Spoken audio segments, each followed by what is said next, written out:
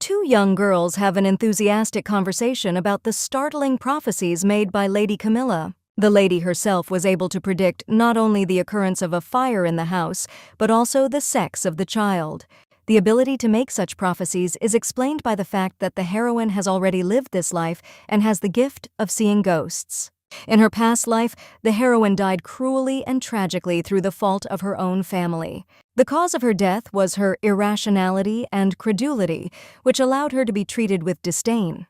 However, the girl promised herself that she would not allow herself to die for no reason and would change the course of events. Inspired, Camilla was interrupted by a harsh voice. Its source was the eldest son of Duke Sephra, Arzian. At the same moment, a gentler voice joined. It belonged to the son of the Jablon family, Petro. The presence of the two men embarrassed the girl, making her doubt her own success. On one of the dark nights, a terrible event took place in the manor. The head of the house racked his brains and looked at the girl with contempt, not seeing her as his daughter. Camille desperately cried out for help, begging for an end to the violence, as if she felt deep remorse for her actions. After all, the cause of her death was the revenge of her brother, being used for her own purposes. Only one thing remained unchanged. The girl's life was always cut short at the hands of her older brother, Ludville. Despite her sister's pleas to stop the bloodshed and talk, the outcome remained the same: death. The girl suddenly woke up screaming, as if she had experienced a terrible dream. She looked around the room, trying to find out what was causing her panic.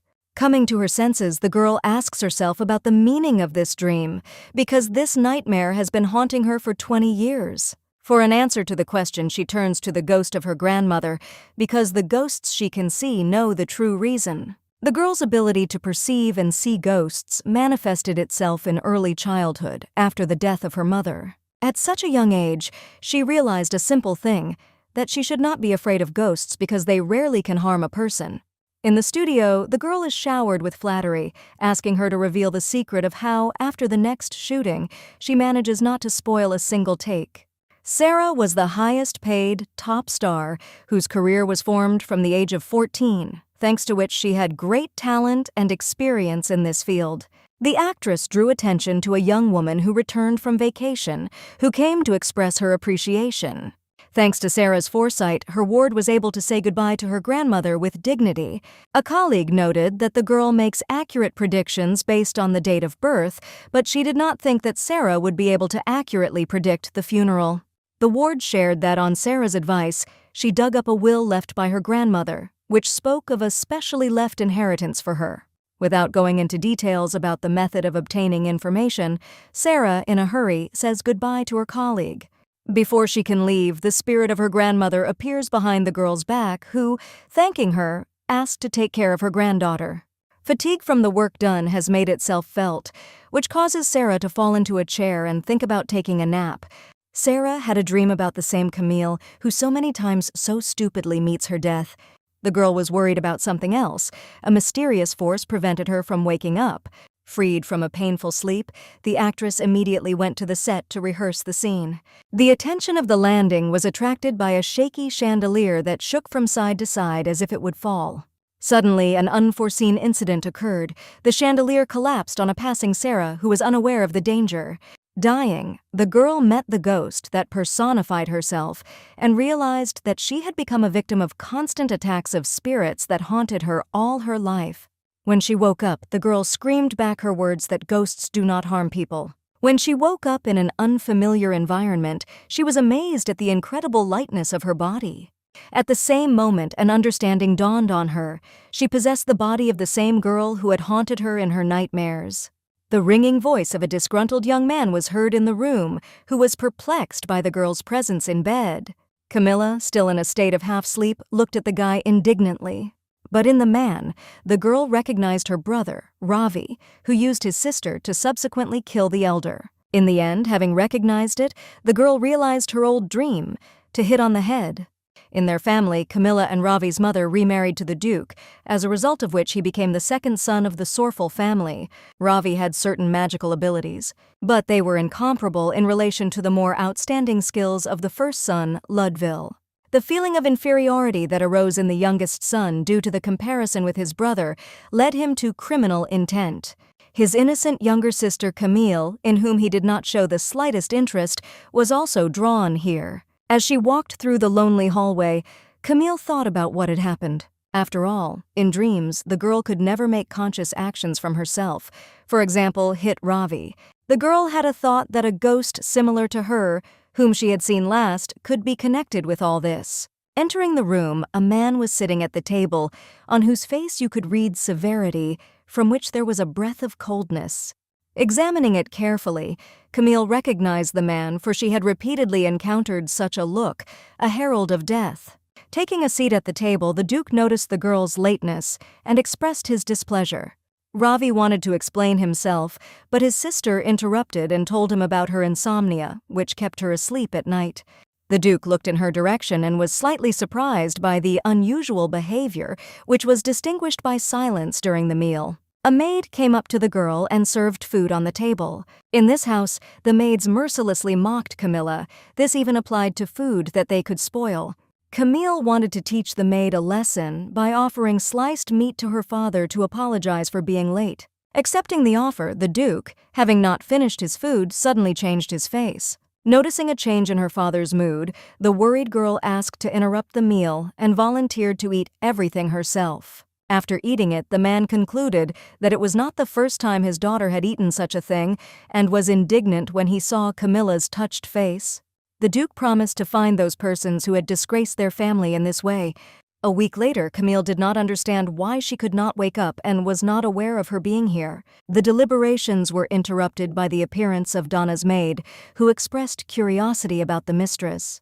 Worried, Donna was alerted by Camilla's meal and the incident, which forced the chef himself to come. But the presence of one chef was not without the presence of a disgruntled ghost who humiliated him for cooking. The essence of the problem is that the student once bit into an apple pie baked by his mentor. As a result, he himself baked a cake that delighted him and inspired him to repeat after him. But after preparing an apple pie for the mistress, he was surprised that the girl did not touch it, accusing her of being fastidious. After listening carefully to the chef, Camilla decided to evaluate his culinary skills. Abruptly deflecting the cake, she stopped eating it.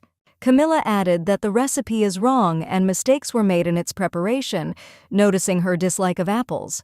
These words were inspired by memories, words that the deceased teacher had told him and promised the Duchess to come again. The ghost caught the heroine's gaze and, looking at her, exclaimed that she saw him.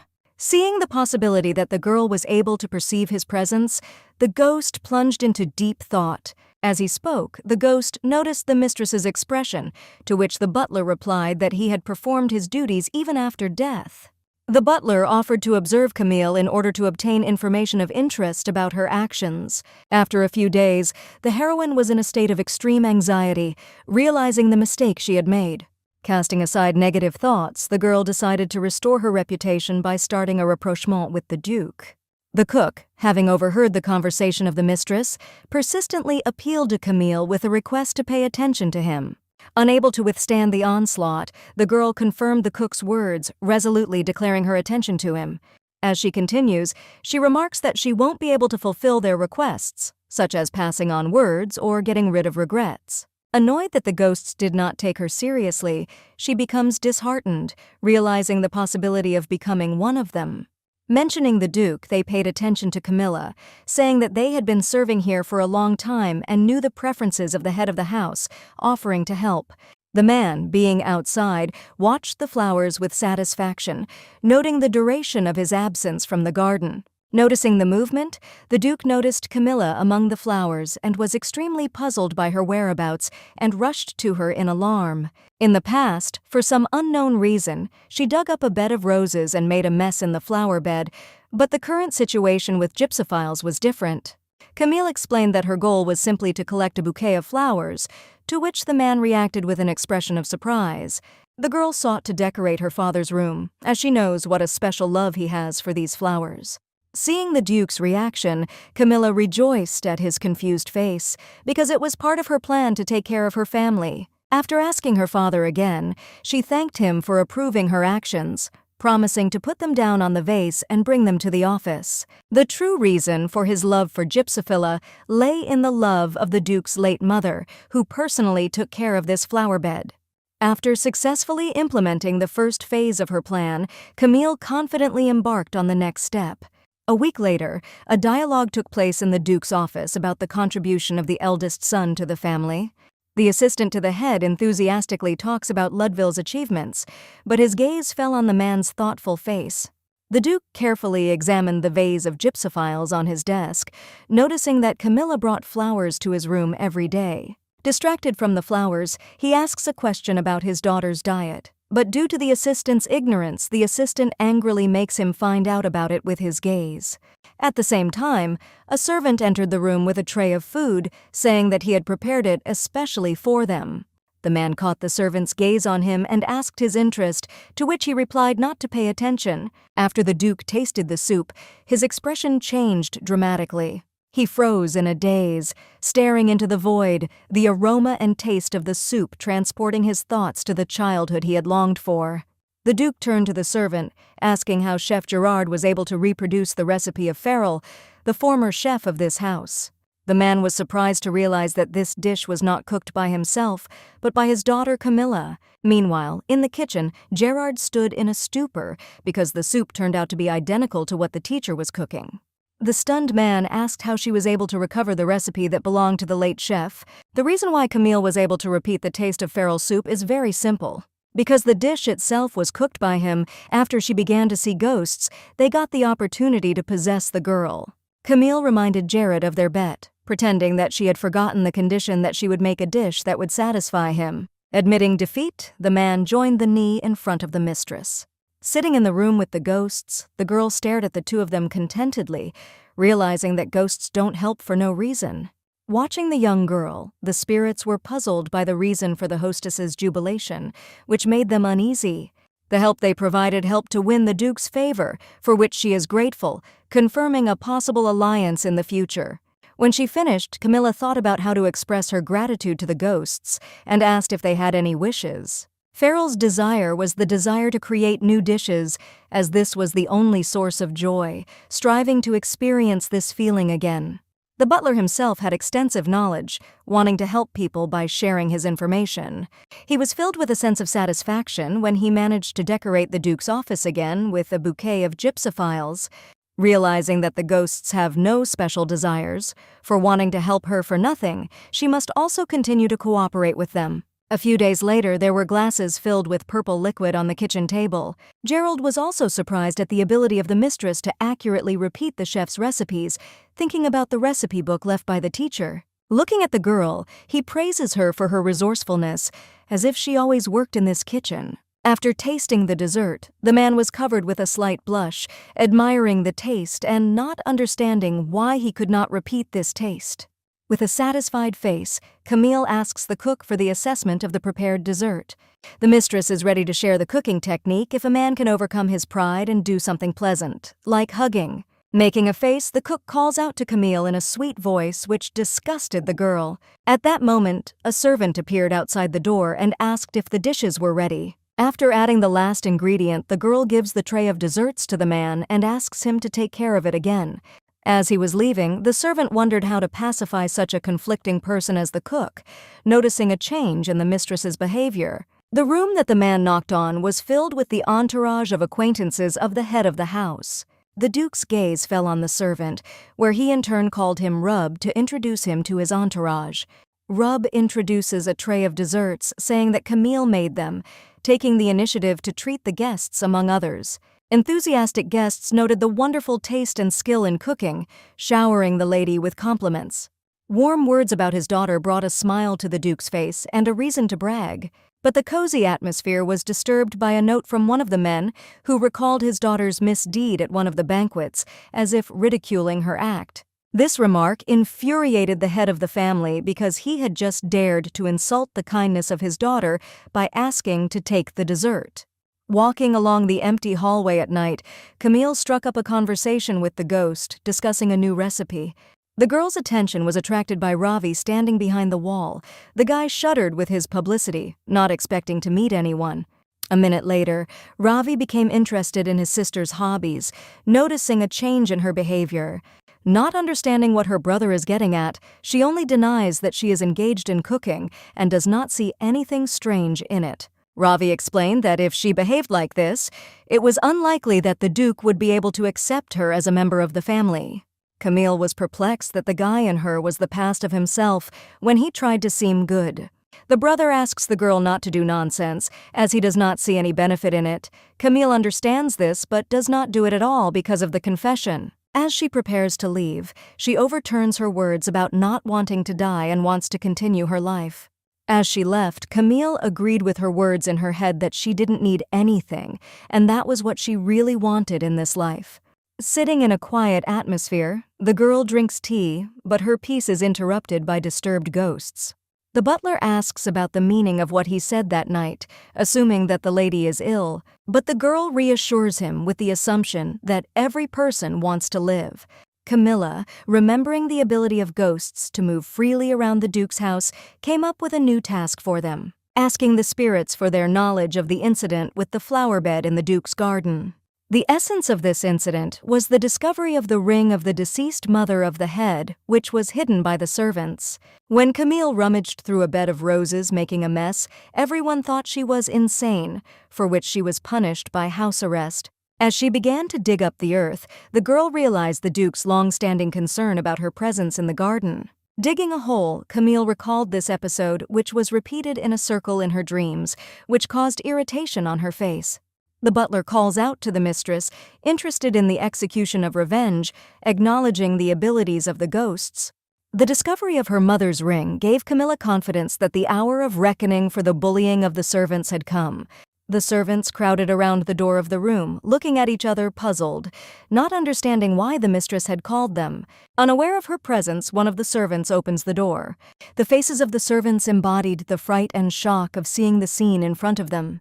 Their shocked state was caused by the lifeless body of Mrs. Camille, and immediately asks the others to close the doors. The frightened servants began to worry about the girl's death. The attention of one of the servants was attracted by a letter written nearby, which aroused the interest of the contents of the envelope, hurrying the girl to read it.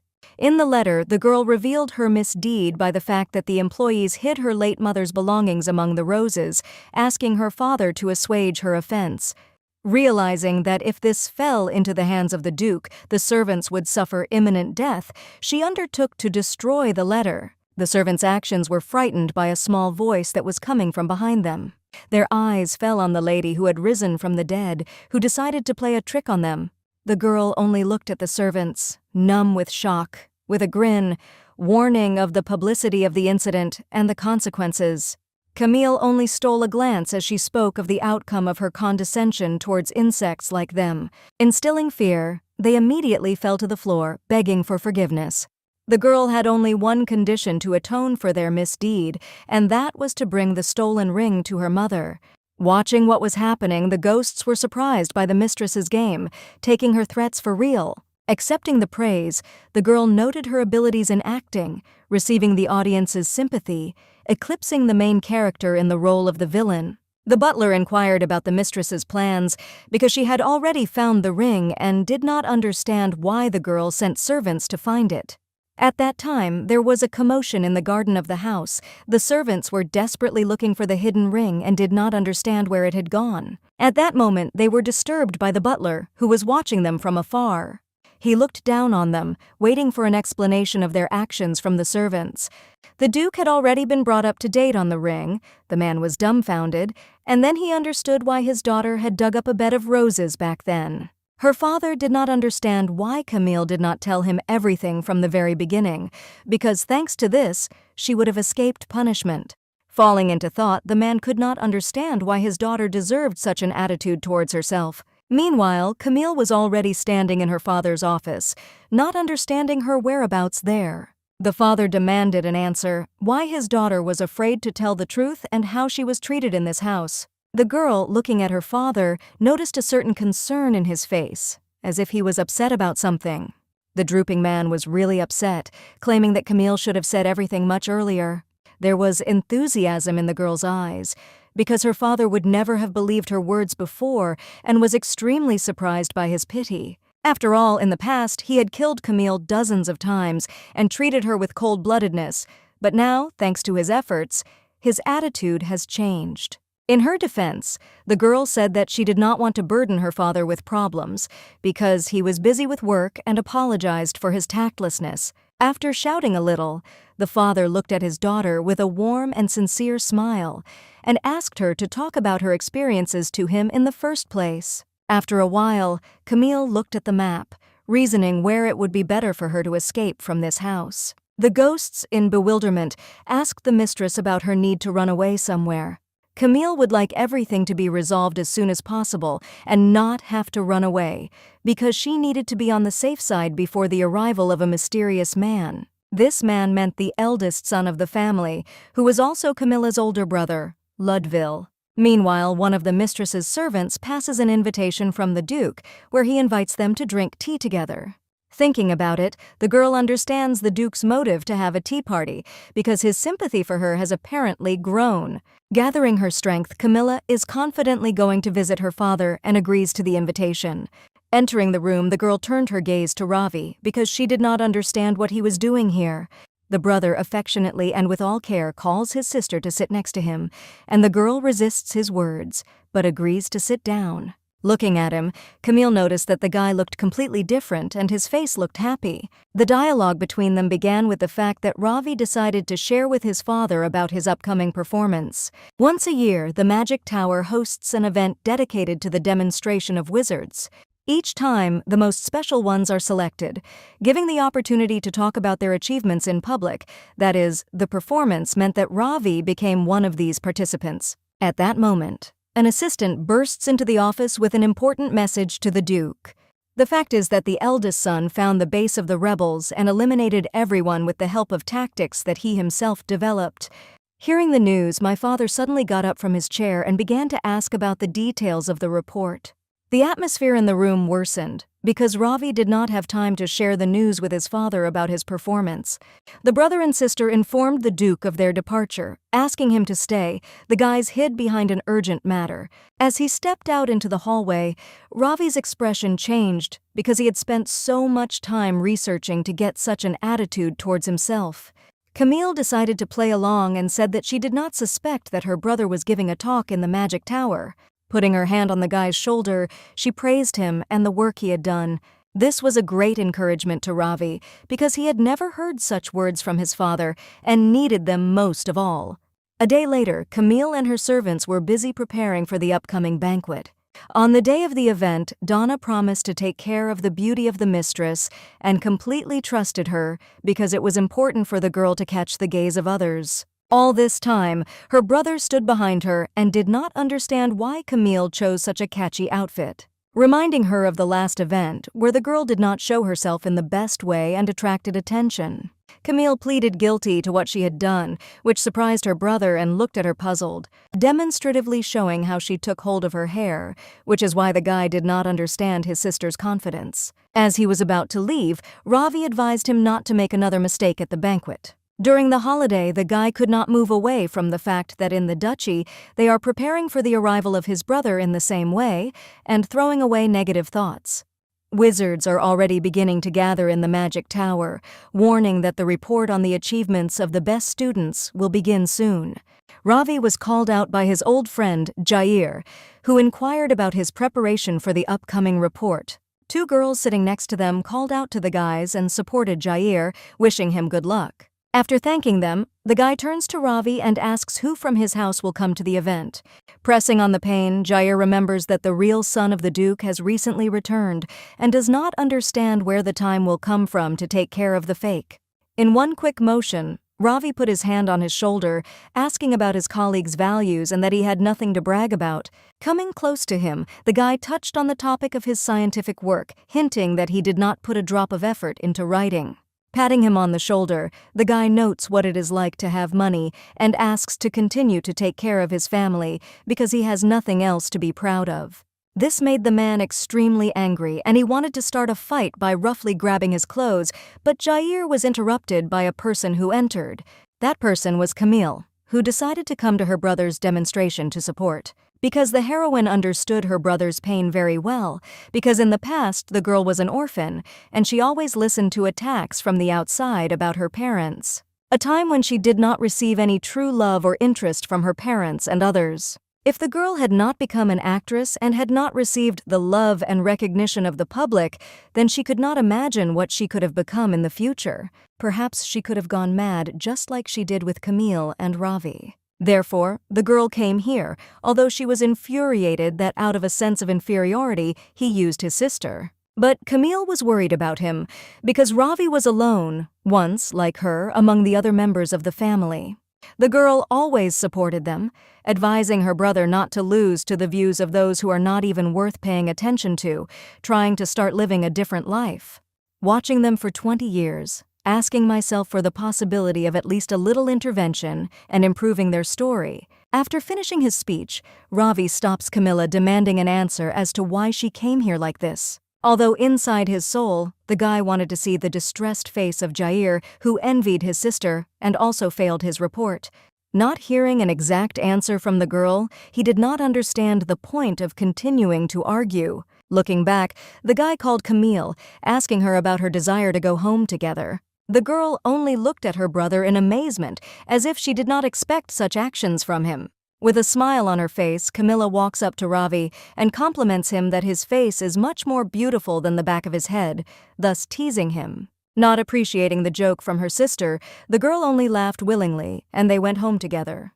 Meanwhile, the Duke in his office praises his son for the work done and for participating in the party upon his arrival. Having accepted the praise, Ludwig does not ask for gratitude and reciprocates for the organization of the holiday.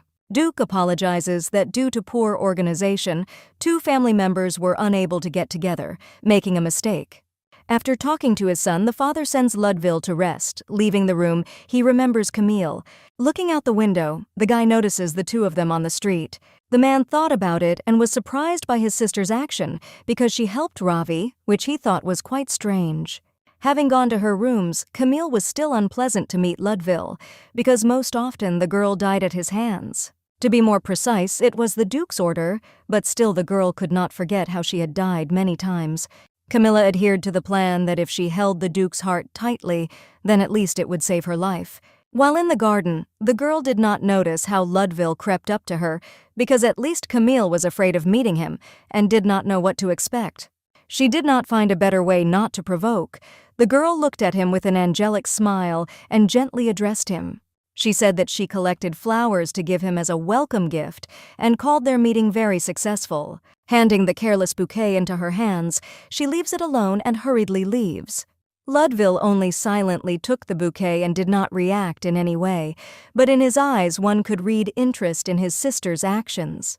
The butler looked at the master with a puzzled face and was surprised at the bouquet in his hands because he did not understand how someone could please such a cruel person. The servant volunteered to carry the flowers into the room, but Ludwig did not think it necessary as he thought he wanted to take them away. The guy replies with a smile that this happens to him for the first time, when the younger one gives him a gift on her own initiative. Leaving for the room, Ludwig remembers what happened because his sister never smiled or called him brother, which caused him mixed emotions.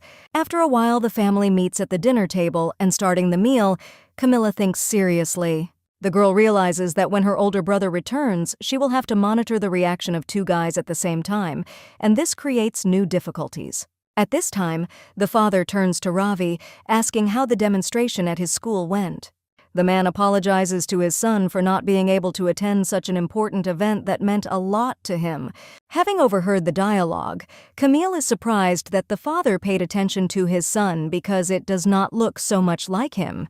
Paying attention to the girl, he notices that she needs to return to the academy soon and whether she is thinking of changing the department. This took Camille by surprise, because if she started going to the academy, there would be much more problems. Because there are 2 men in the academy that she wouldn't want to mess with, avoiding as much as possible. Meanwhile, in the Duke's office, Ludwig has tidied up the dessert shop list and notes that his sister doesn't like apples. Memories flashed through the guy's head that maids often liked to mock Camille's food, and this left a mark on her taste. Distracted from the topic, the father asks his son if he was able to find the magical animal, to which he received a negative answer. The search for the magical creature was due to the fact that the previous head suddenly died and was unable to pass on information about his new deposit to descendants. The head of the family is saddened to think that the third generation is already looking for him with the help of a pendant and is thinking about giving up. But remembering his old acquaintance, who every time brags about his animal, he discards these thoughts and offers to look for more. Meanwhile, in the garden, a ghost turns to Camille with a request to listen to him in order to introduce the girl to his acquaintance.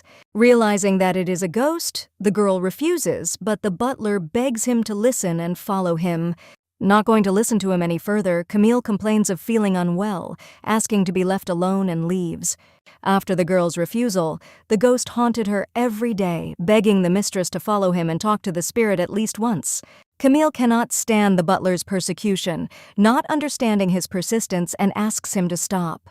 The upset ghost looked at the girl with a tragic look, as if begging to meet him, and she agrees. Camille was interested in another question, why the ghost could not come to her on his own, and assumed that he was imprisoned and could not leave his place. Having praised the resourcefulness of his mistress only by a small hint to understand the seriousness of the problem, the butler decides to escort her to her destination. Arriving at the cemetery, Camille wonders why this place is infested with ghosts, but the man asks to go a little more. The place where they came was very richly decorated. At first glance, it became immediately clear that there were graves of people with high status. The butler leads the girl to the right grave and declares that the man who is looking for Camille is here. Seeing her, the ghost turns to her, asking the truth that she really sees him, to which the heroine adds the ability to hear.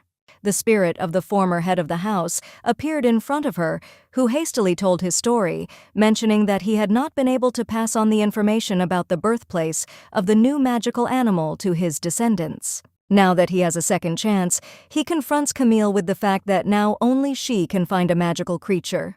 The girl looked at him in surprise, not realizing what she was facing. Taking note of the words of the former leader, Camille began to speculate about her interference in the search for the creature and how it could affect her.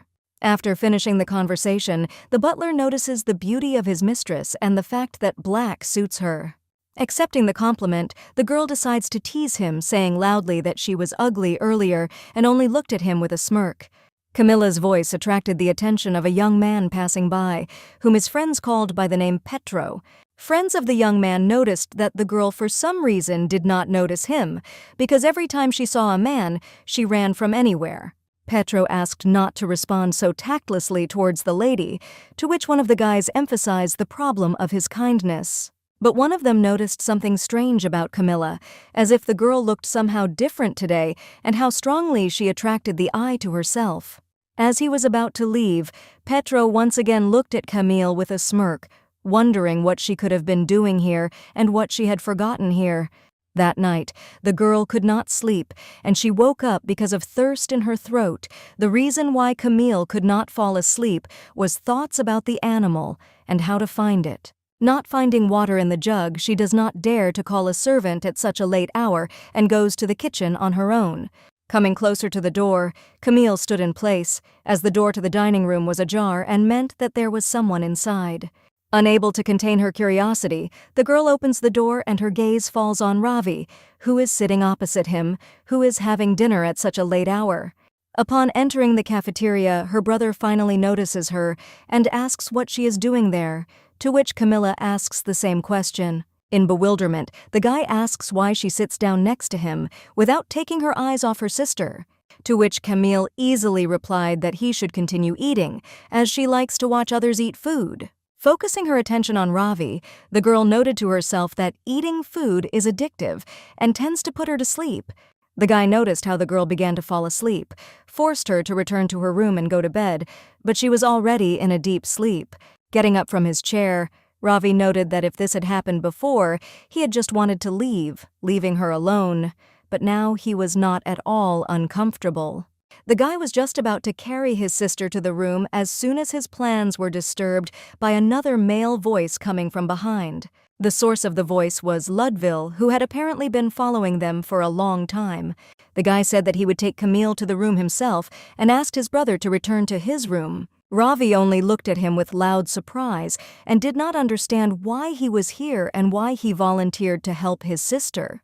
Ludville asked him not to make any noise, as he could wake her up, and took Camille in his arms, leaving the puzzled brother alone. Waking up early in the morning, Camille did not understand how she ended up in her room without remembering anything that had happened during the night. Realizing what had happened, the girl realized that it was Ravi who helped her get to her bedroom at night.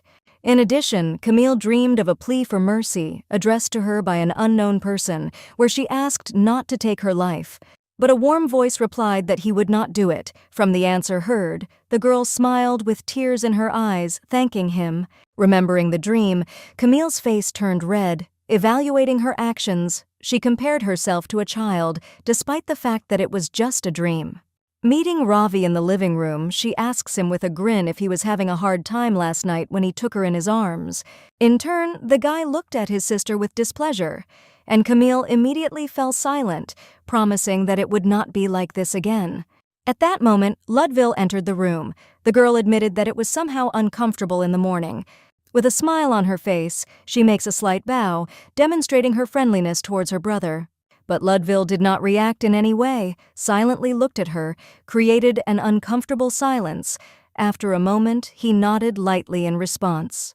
A disgruntled brother standing next to her took the girl by the shoulder, mentioning some kind of discrimination after what he saw.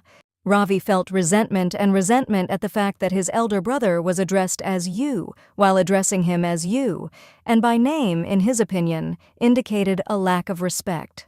His sister uses this address because she perceives Ravi as a brother and family member. Hearing these words, the young man melted with tenderness in front of Camille, and a glimpse of a smile appeared on his face.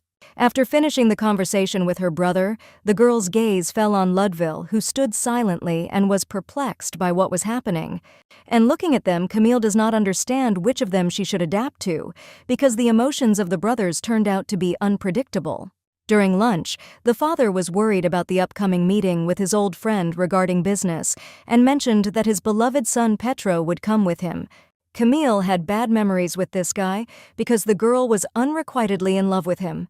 It happened when she invited him to go to a party together, but Petro refused her since he already had an appointment that day. And on the day of the party, Camille unexpectedly met Petro with another girl named Joella, which made her extremely upset as the guy lied to her. Petro's companion called Camilla to talk about the rumors about her feelings for the young man and how she was rejected by him. After Joella's words, the girl loses her temper, since the guy refused her not because he was busy, but because Camille did not interest him. Having learned the true reason, the companion began to mock the girl, because Petro could not just refuse her and did not understand that she wanted to become a partner at all.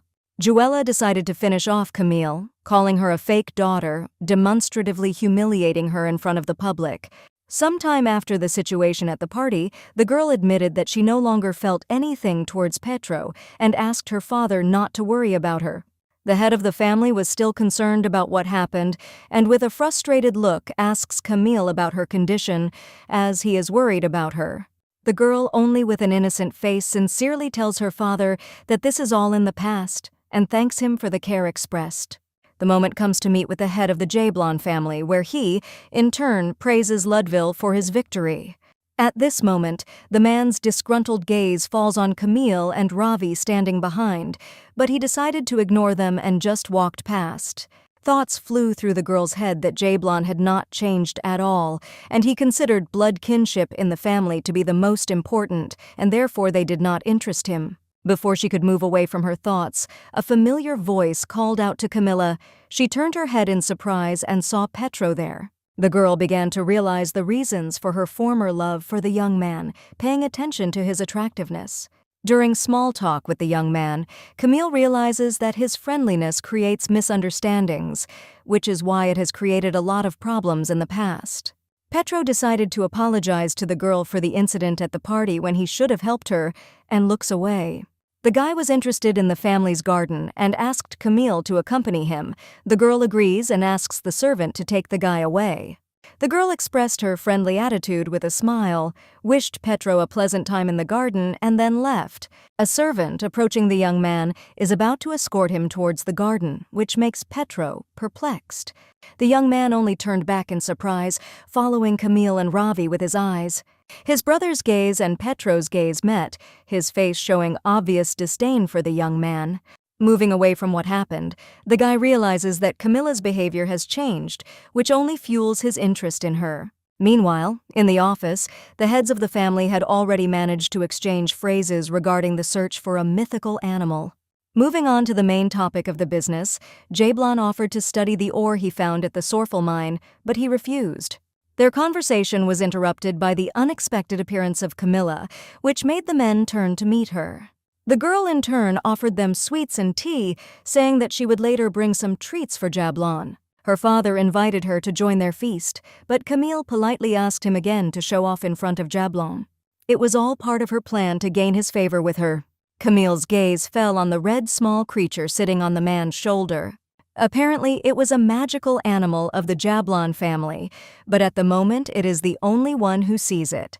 The chick noticed the girl's gaze and flew right into her knees, saying that she had a pure soul. Noticing this, the man showed the real appearance of the chick and a scarlet phoenix appeared in front of her. His pet's name was Jetty, and she sat on his shoulder, showing her majesty. Those present only looked in his direction with disgust, realizing his arrogance. In an instant, the bird joined Camille with one stroke, fluttering its flaming wings in front of her eyes. Jetty just lay down on her lap, making herself comfortable, not responding to her master's requests to come back. Camille looked at the men uncertainly, although she understood that she was quite popular among such creatures. Jablon was offended by his pet's behavior. His disobedience led to screaming and irritation. A few days later, Donna accompanied Camille to school and was clearly worried about her. Although the girl is in isolation even here, it is natural to be worried because she has chosen one of the scarlet difficult departments. It was the Department of Fencing because her family is one of the most illustrious families in this field. Therefore, Camille chose her. She wanted to prove that she was also part of the Sorfel family, although she did not have fencing ideally. The girl thought that perhaps it was even the last wish for her and her choice was conscious. Looking at the sky and feeling tired, the girl felt sleepy. Choosing a place under the tree, her gaze fell on the ghost, in whose chest a sword was stuck, and pretending that he was not here, she fell asleep. Camille also had Petro's gaze attached, which seemed to be evaluating her actions. After discussing the girl's changes, the guy and his company walked away.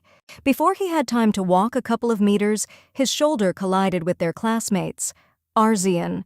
Asking him for forgiveness, he was in no hurry to apologize and only grinned. The family from which Arzian was known for its greatness is a family of wizards who have produced many great magicians.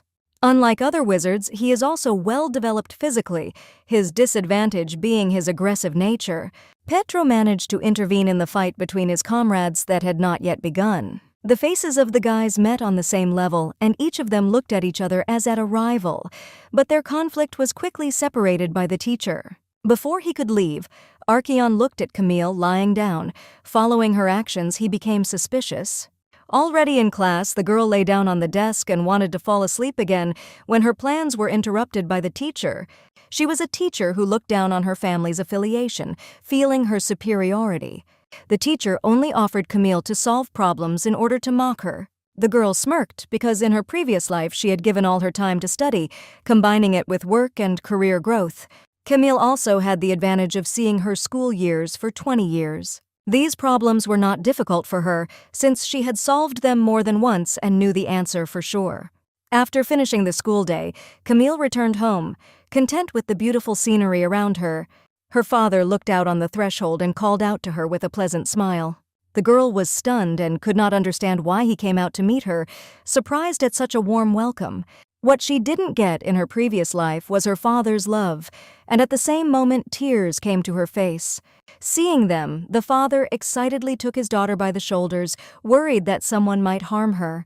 But Camille only smiled and in response spoke about her return home with all gentleness, emphasizing her father in these words. After all, it was a phrase that I had never said in my entire past life. The next day, on the threshold of Camilla's room, Ravi stood with his hands folded at his chest, as if he had been standing there for eternity. Her brother's face looked worried, but it didn't exclude a hint of distress from the previous day. As she walked past him, the girl furtively inquired about his visit. Ravi was aware of the past events and knew in what condition his sister had returned yesterday and handed her the bracelet. Thinking to herself, she was surprised at her brother's care and embarrassed to accept the gift. Ravi explained that this is an unusual bracelet. He endowed it with a special magic that will help her in case of danger.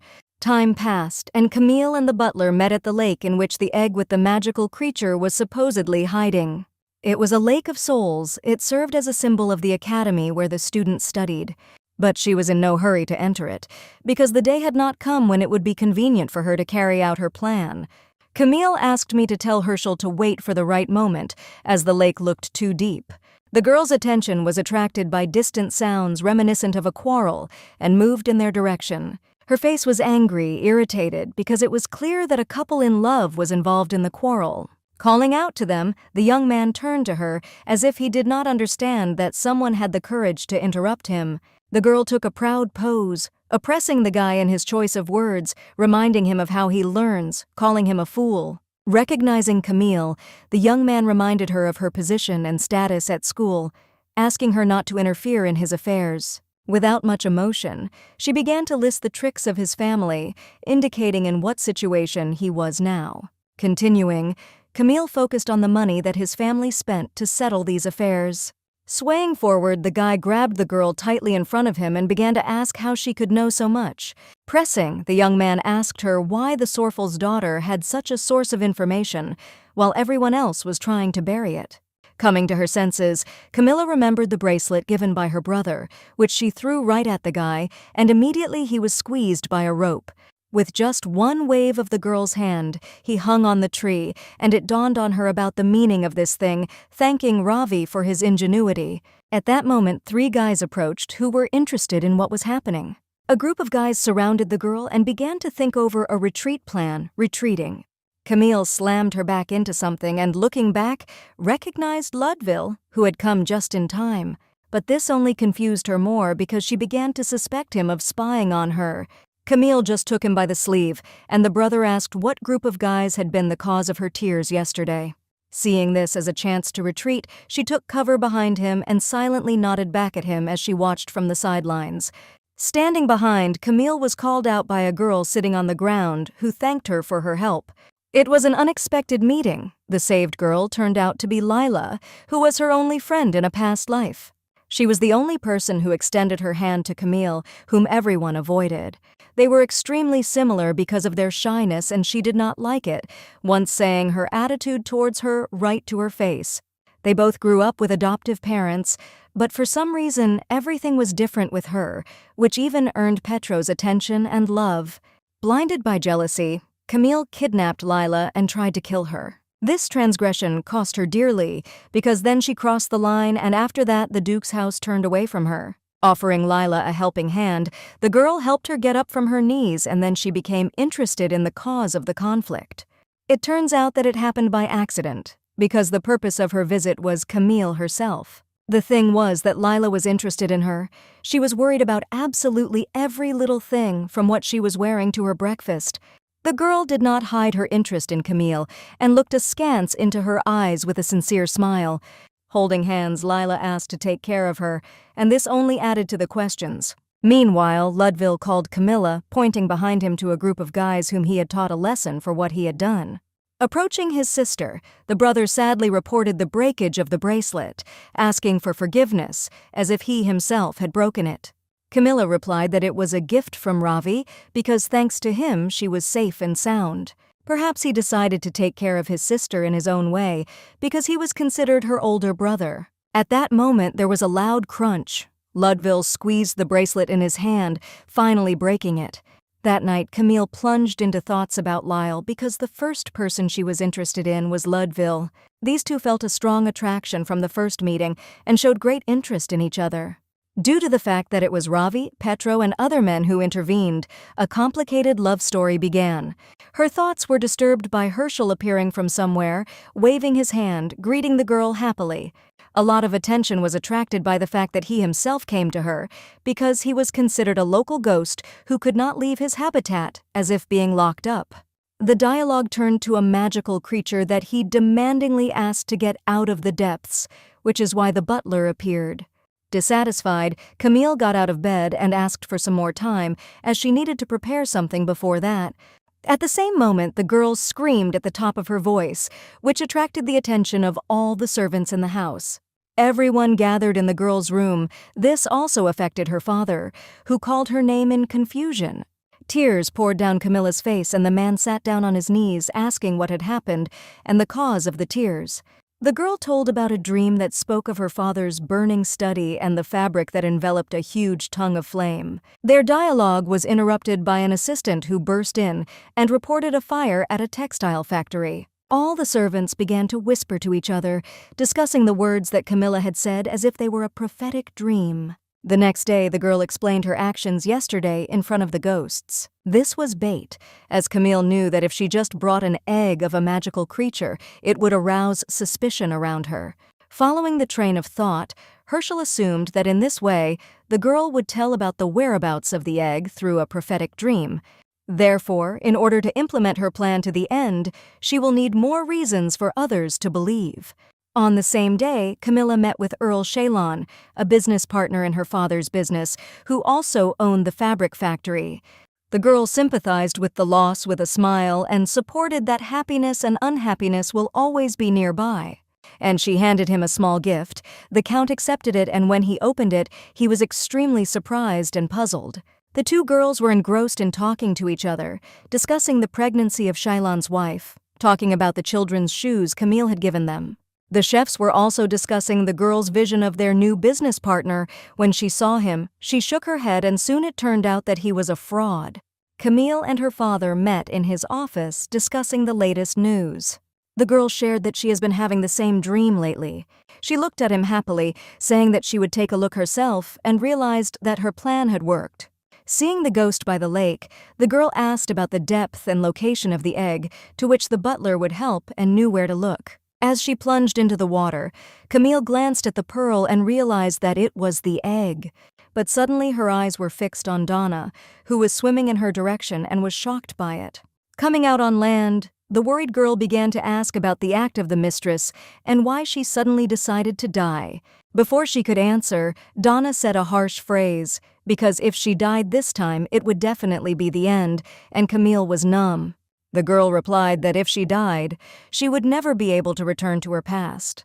As he walked down the corridor, Ludwig threw on his cloak, thinking that his sister had been offended again. Entering the room, the girl made it clear that if someone overheard the conversation, it would be perceived as a desire to never talk to her again. Camilla began to question Donna and what the earlier sentence meant to her, waiting for answers. The servant was the curator of souls until recently. She was fired from her job for misdistributing 2 souls. Everyone has the right clothes, and as they are comfortable in those clothes, so they are comfortable in the soul in their body. But if the wrong soul gets into the body, everything goes awry. Giving an example of how they are rejected by others, as family and friends. Camille immediately understood what kind of soul she was talking about, because in her past life, she was not gifted with family love. The girl shouted that if she knew she had made a mistake, she had to put the souls back in their place. Donna calmly said that she couldn't, because it was considered a violation of the law inherent in the 2 universes and preserving them. Mistress Camille also saw Sarah's repetitive life before they had time to switch bodies. It turns out that in that world, Sarah also constantly died, and also died at the hands of her father every time. Like Camille, who makes great efforts to survive in this world. At the last moment to the end, she was able to realize Sarah, and was able to break this vicious circle. Then the ghost that Camille saw before her death was the real Sarah. Chaos arose between the 2 worlds, and they were able to return the girls to their places. Camille lightly hit her, and at the same second, Donna decided to officially introduce herself to her. A male image appeared in front of the girl, whose name was Dorman. A woman's appearance was needed in order to help Mrs. Camille from a closer distance, because a woman is better suited for such a person than a man. Dorman exclaimed that if they could end their lives safely and according to the allotted time, then he would be able to be reinstated at work. It turns out that the girls suffered and continued to die because of his mistake. Camilla asked to take him to the main thing, because if an employee made a mistake, then the head should be responsible. Dorman explained about their responsibility. They tried to push them to understand each other so as not to harm both worlds. Sarah received a lot at birth. All they could give was luck. All the films in which she starred took a high place. And Camilla, in turn, received Dorman, who was always by his mistress's side. The next day, the girl reflected on Donna's act and the possibility of spying on her. In any case, Camilla was glad that she was able to get the egg of a magical creature that should have been given to the Duke as soon as possible. Leaving the room, the innocent Dorman was waiting for her, who was already standing in a male guise, and this did not bother anyone. Camille wondered why he hadn't revealed himself earlier.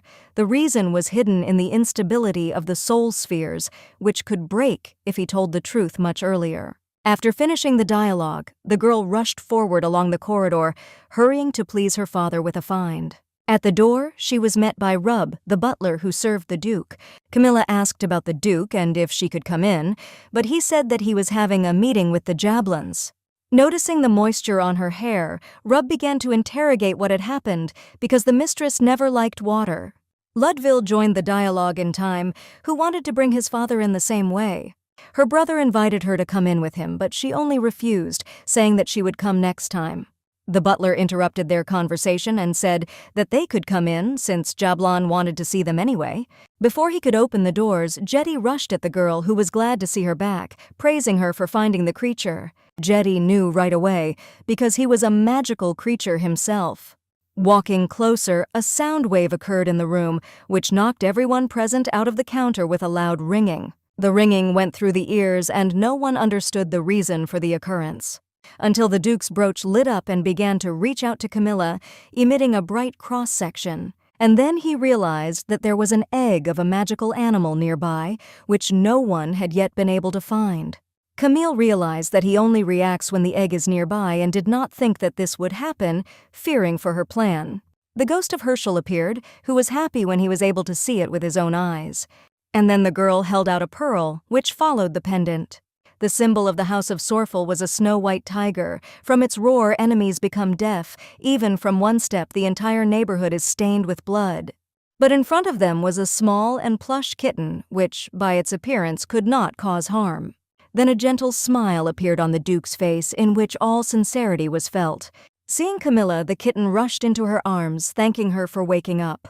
Then Jetty flew up to her, remarking that he liked her very much. The magical animal represents the head of the house, so Camille didn't understand why he was following her. Looking at his father, there was a satisfied smile in his face, which he could not hide.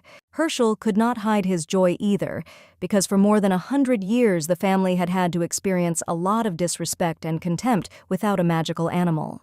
And then Camille thought about his words, what her father had had to do all this time, and what a burden had fallen on his shoulders. Without noticing, the girl's strength began to leave her, causing her eyes to gradually begin to close. Even before she regained consciousness, Camille could only hear the commotion that was happening around her. The ghosts also approached her, asking her to wake up as soon as possible, as they had a gift for her. When she woke up, she felt something soft and warm next to her, and pushing back the blanket, saw a sleeping kitten on her. Despite the frightened reaction, the animal only began to caress harder, calming his mistress. Dorman walked into the room, and as soon as he saw Camille, his worried face changed. The Duke came after him, who still could not move away from what had happened, and rushed towards his daughter. There were many thoughts in the father's head. He had a lot to say and ask, but he did not want to disturb his daughter once again. Relaxed, the head of the family slowly leaves the room, advising the girl to rest more. As for the kitten, he replied that he did not want to leave and part with her. He was carried away from here, but he continued to cry and at some point came to her again. Touching the baby, the Duke realized that he still recognized him as the head of the house and did not reject him. As soon as everyone left the room, Camille did not understand how to treat the animals, as she did not like them. The next day, everyone gathered in my father's study, and the brothers were also present, who were also alarmed by what had happened. The father began to scold his daughter for her misdeed when she dived into the lake on her own to find the egg of a magical animal. What he said was uttered with a threatening tone, but a feeling of uneasiness prevailed in it. Realizing the seriousness of the situation, Camille replied that she carefully monitored and checked that there were no people around and did not cause damage to the family. The men's faces were puzzled by what they had heard and unable to understand the meaning of the words, and turned their gaze to their sister in amazement. Then Camilla did not finally understand why they decided to scold her. Being the daughter of the Duke, Sorfel did not act reasonably. A hidden kitten crawled out of the girl's back, which was always nearby, and she did not understand why it was following her. His father explained that he grew up feeding on the energy emanating from her. Camille did not understand what energy she was talking about and glanced at the kitten. A magical animal grows up feeding on the pure energy of a person, which would seem to be why he is constantly trying to go to it.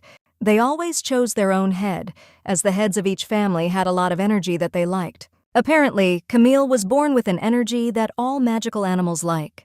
Not understanding what her father had said, the girl suddenly remembered the case of Jetty of the Jablons, who had shown interest in her. Then Camille wondered if this magical creature would be another problem. The father thanked his daughter for finding him, as his long-cherished wish had come true. Therefore, he wants to thank her in full, because she brought what the family has wanted for so long. Then Camille thought about what she most wanted to ask of her father. The girl pointed to the Duke's desk, which contained a pile of old papers, indicating that this was exactly what she desired. It was a mine that was in the use of the Sorfels. Thinking that her father was unlikely to agree to just give away the stones, she tried to show sincere admiration on her face. The man warned that the ore is useless and it does not carry any value, offering a ruby mine that is nearby. But Camille volunteered to study these stones until it found a use. The girl wanted to try to develop it. In her room, the girl admired the quarried stone and rejoiced until the surrounding ghosts understood. They looked at the ore with bewilderment, comparing it with an ordinary black stone. Camille hastened to answer that it was an unusual stone, but a whole, real golden egg. Then the butler shook his head, as he did not understand, because they had already conducted research and found nothing in it. The girl replied that the research was entrusted only to the magic tower, which was natural. But as it turned out, there was not a single black mage in the magic tower, so the stone was empty. Mages were white and black mages had a different way of using mana than white mages. In the past, their powers were denied and ignored, as they did not see any benefit in her and drove her off the tower. But now the main class that moves magic is recognized as black magicians, who are able to open their eyes to what others do not see. Although these stones do not react to the magic of white magicians, with the magic of black magicians, they will become magical stones of the highest grade. After that, Camille reminded Herschel of his promise, which he made while she slept. He brought her to the cemetery, where there was not a single soul except for themselves. Camille did not understand what kind of gift they were talking about, since they had to come here. Then Herschel pointed his finger at one of the graves and suggested that she dig a small hole. She didn't appreciate the ghost's actions, reminding them of her reputation, and didn't want people to think she had unearthed an ancestor's grave. Agreeing, the girl began to dig and took out a seed which, according to Herschel, was a cure for poisoning. Not understanding what it was about, Camille remembered exactly how he died. He was poisoned in the palace with a very strong poison. Herschel was a master, so the energy in his body fought hard against this poison. Even after death, this seed is the result of his skill. Still, I did not understand the words he said, only looked in his direction with bewilderment, demanding more explanations. This seed contains all the collected energy of Herschel, which has been purified of poison. If you eat it beforehand, you will never be able to poison yourself again.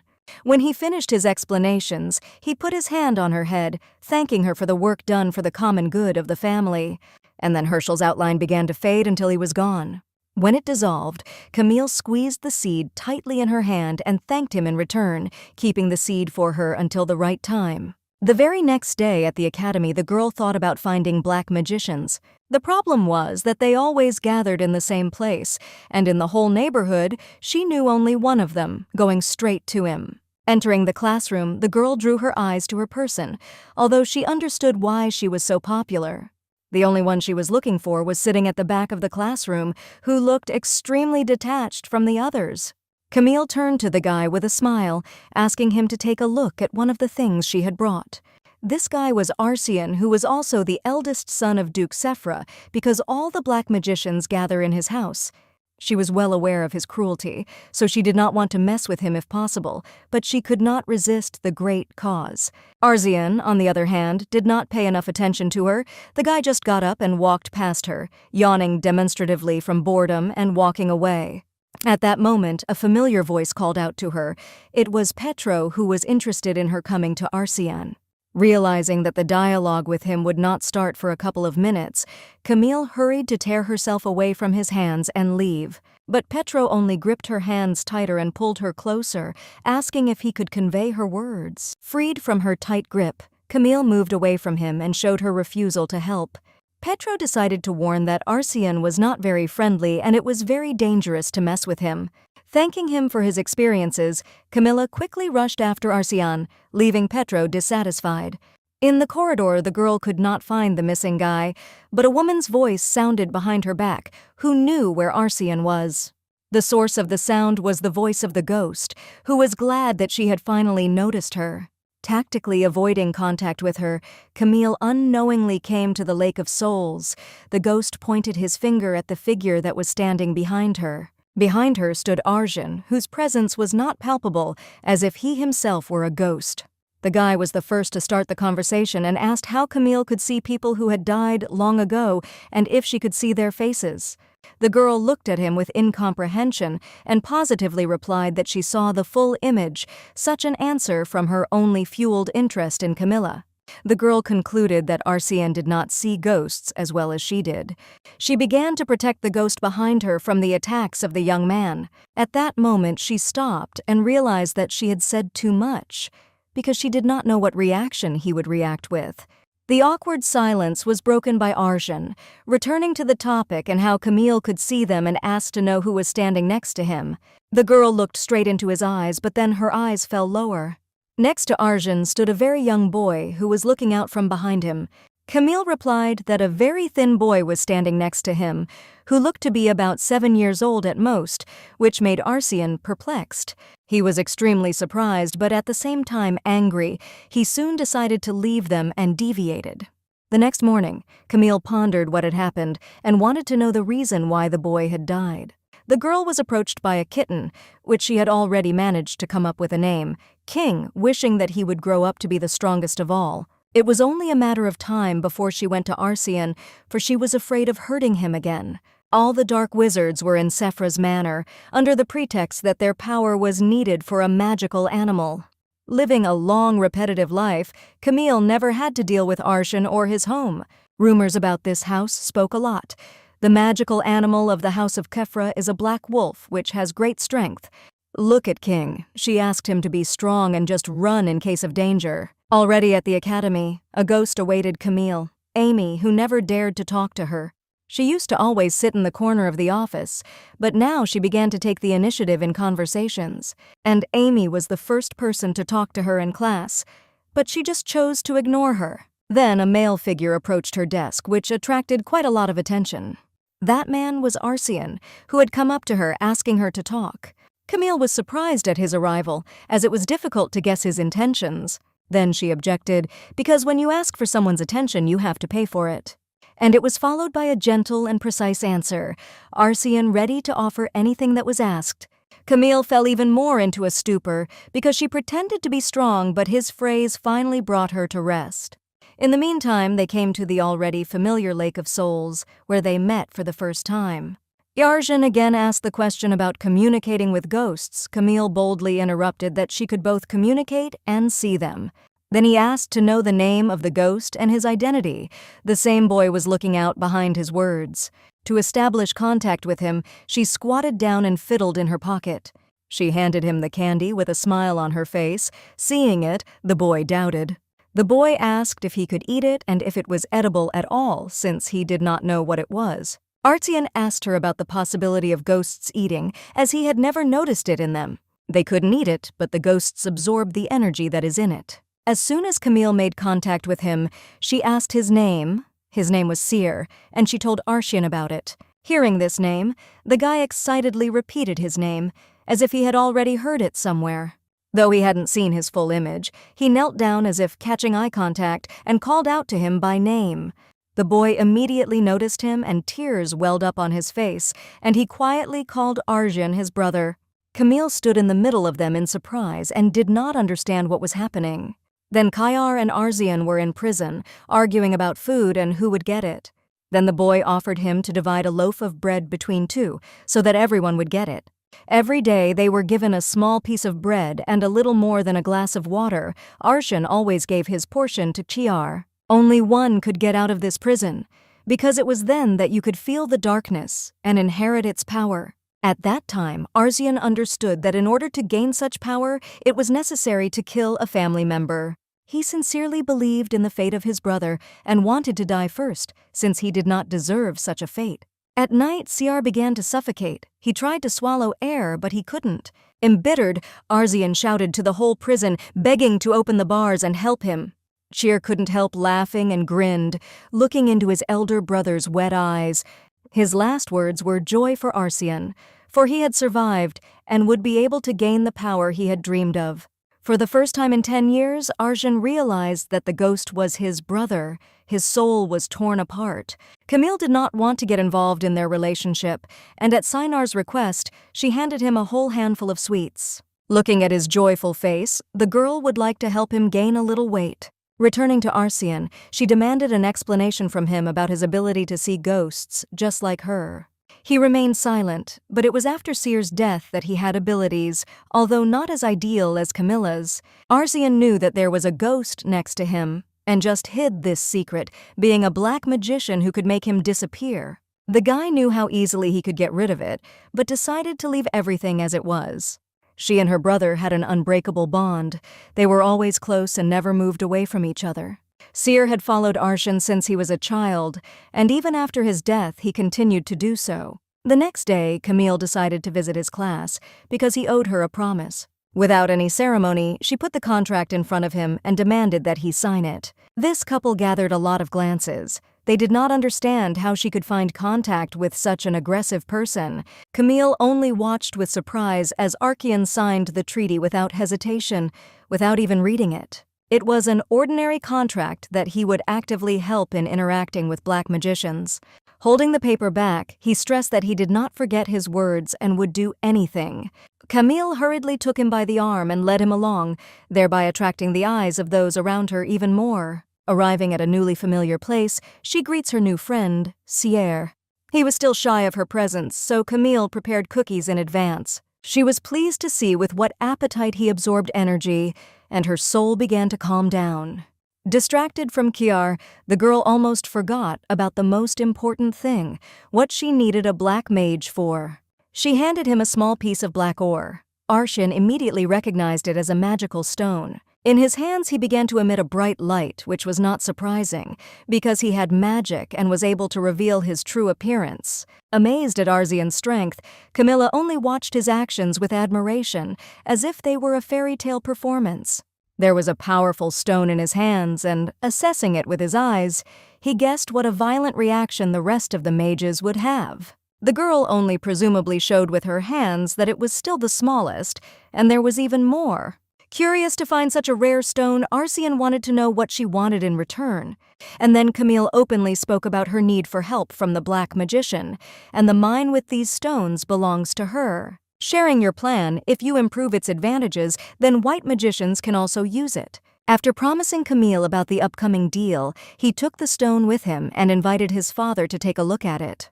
Taking a closer look at it, at first he did not understand what the attractiveness of this stone was, but then he asked for the price. Then the man asked to bring Camilla to the mansion, as he wanted to meet her in person. The head of the family also asked how his son's business was progressing and how long he would have to wait for him to be able to complete everything. This was the first time that Arzian turned to his father for help on his own, and for the first time did something at someone else's request.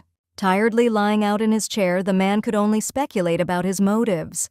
The next day, Camille was standing with Arzian outside his house, and compared to what she expected, things didn't look so bad. In her mind, Sephra's house looked dull and gloomy, which was inhabited by the presence of ghosts. Camille was also struck by the actions of Arzian, who unceremoniously bursts into his father's office. But her eyes fell on Duke Sephra, who was already waiting for their arrival. She couldn't believe that she was standing in front of the same cruel and gloomy man. His aura was not repulsive at all. Showing hospitality, the girl bowed. Camilla's actions seemed a surprise to him. The man offered to sit down at the table and immediately get down to business, since his interest in the stone was no less. The Duke thought about the usefulness of the crystal, because without a dark mage it is just a stone that is of no use. But he agreed if Camille, in turn, promised to sell them as a priority, and only after that he would go to the meeting. Agreeing, the girl promised to draw up a contract and come back here again. As soon as she finished, the man noted the Black Pet's interest in the princess. Camille had noticed him long ago, but she tried to pretend not to notice him, just as she did not know that he had not been summoned. The only question left was how the Duke could understand that the girl saw him and was popular among mythical creatures.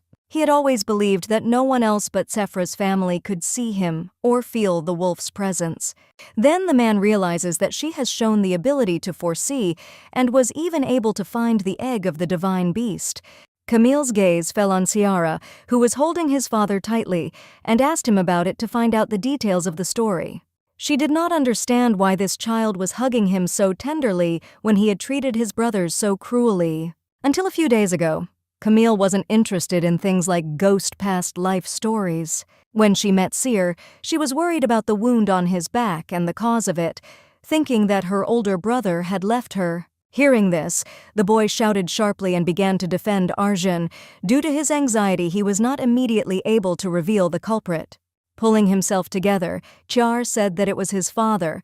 There was a hint of sadness in his confession. According to his father, this was necessary in order to become the master of the divine beast. The story of the Sephra family told by Cyr was incredibly shocking. Camille had never seen such an abnormal family before. Arsian's father often beat him as a child, every day, even if he was innocent.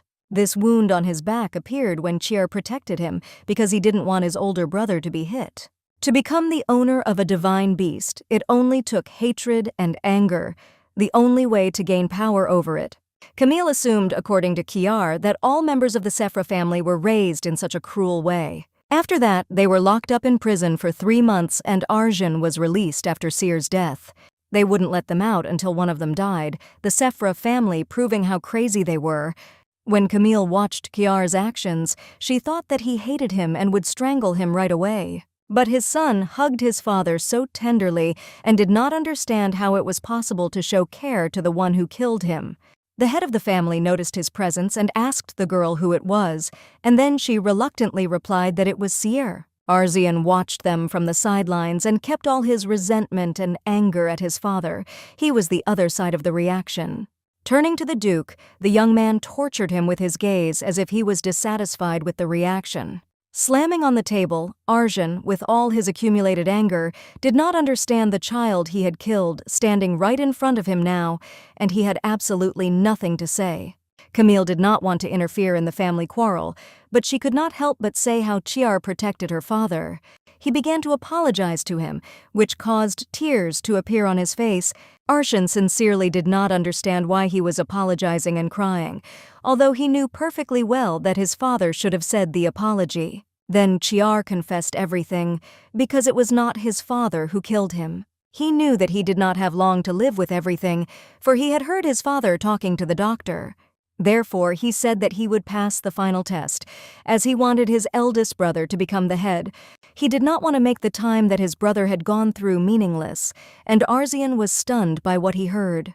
Cyr's death is not his father's fault, and it was then that he saw his father cry for the first time. Hearing him, the Duke justified himself by saying that he was tired of everything, and that he had no other meaning. Then he understood why the previous head wanted to die.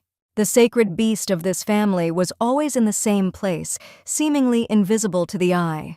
This place was the body of the head. You just had to dig into it to find the egg. Leaving the room, the head turned to the eldest son, that in this family feelings are the most useless thing, and he beat him for the reason to get rid of them.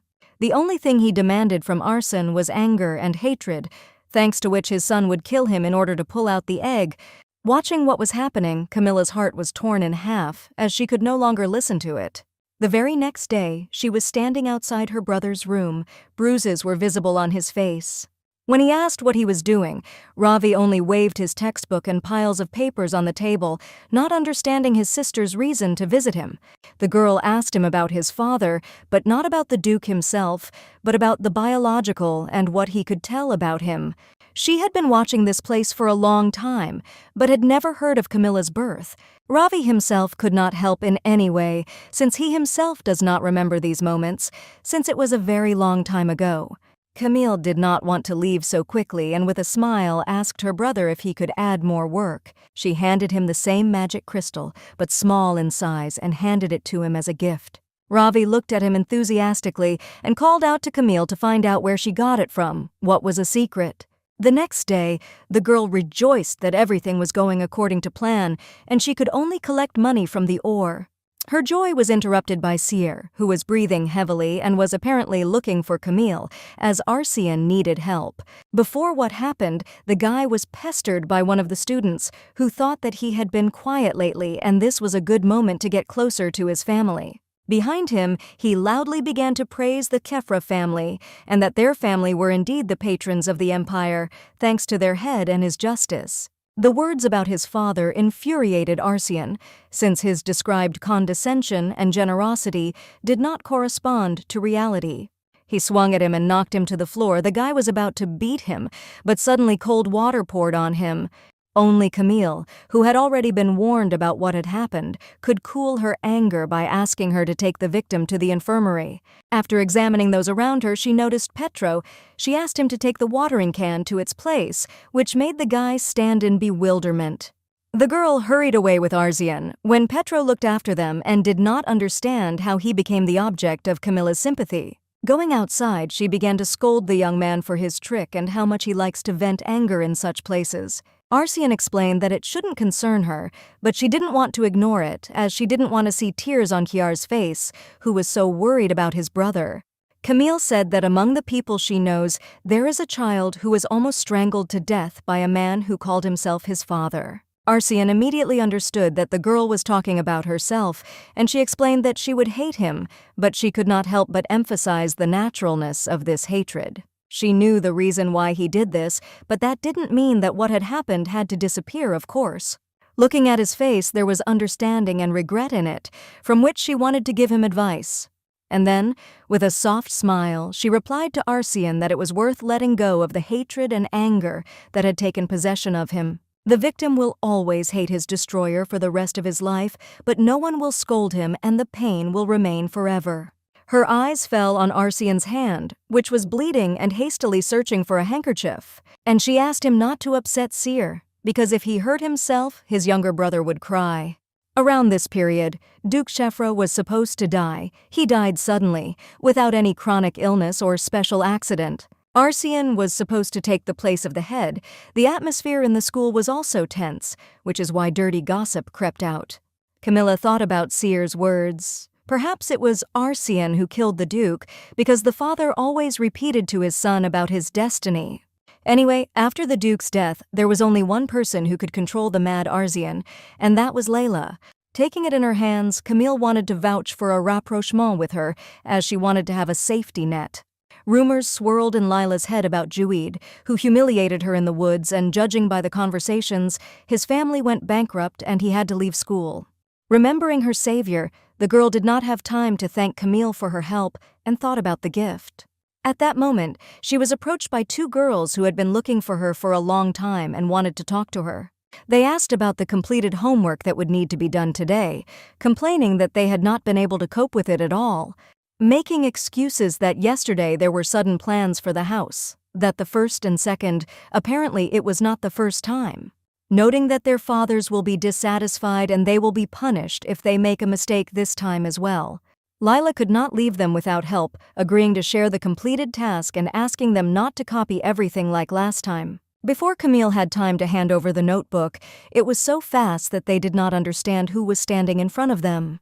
The girl asked her to return the notebook, but she was in no hurry, as she knew that it did not belong to her. Not understanding the certainty of their requests, the girls were confused to attribute it to Lila, who had borrowed it of her own free will.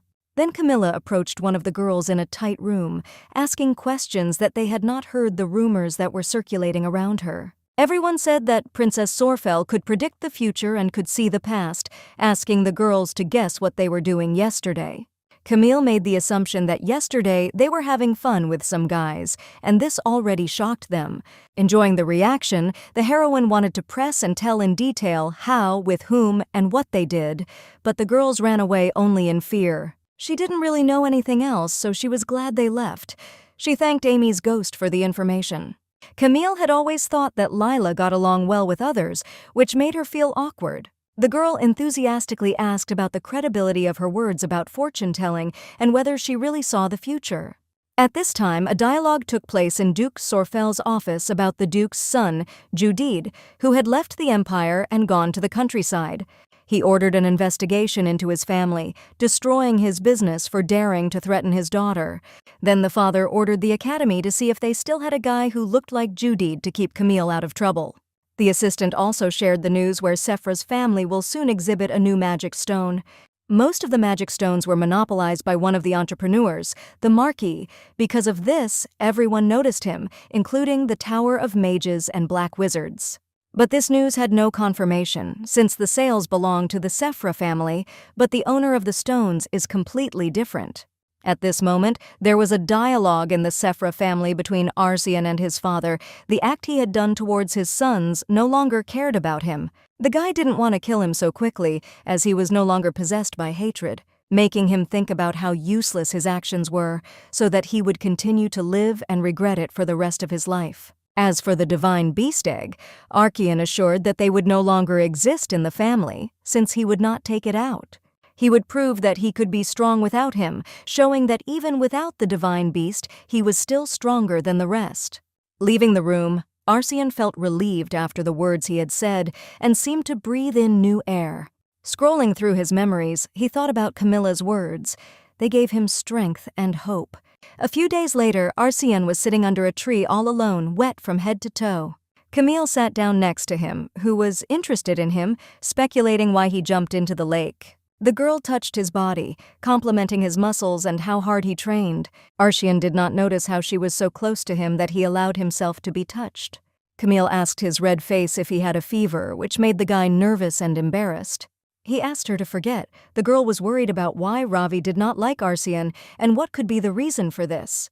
Perhaps it was tied to his perseverance, so he could not hold on to one thing, and this only amused her. Arsian's attention was attracted by the basket with which Camille came. He was interested in its contents.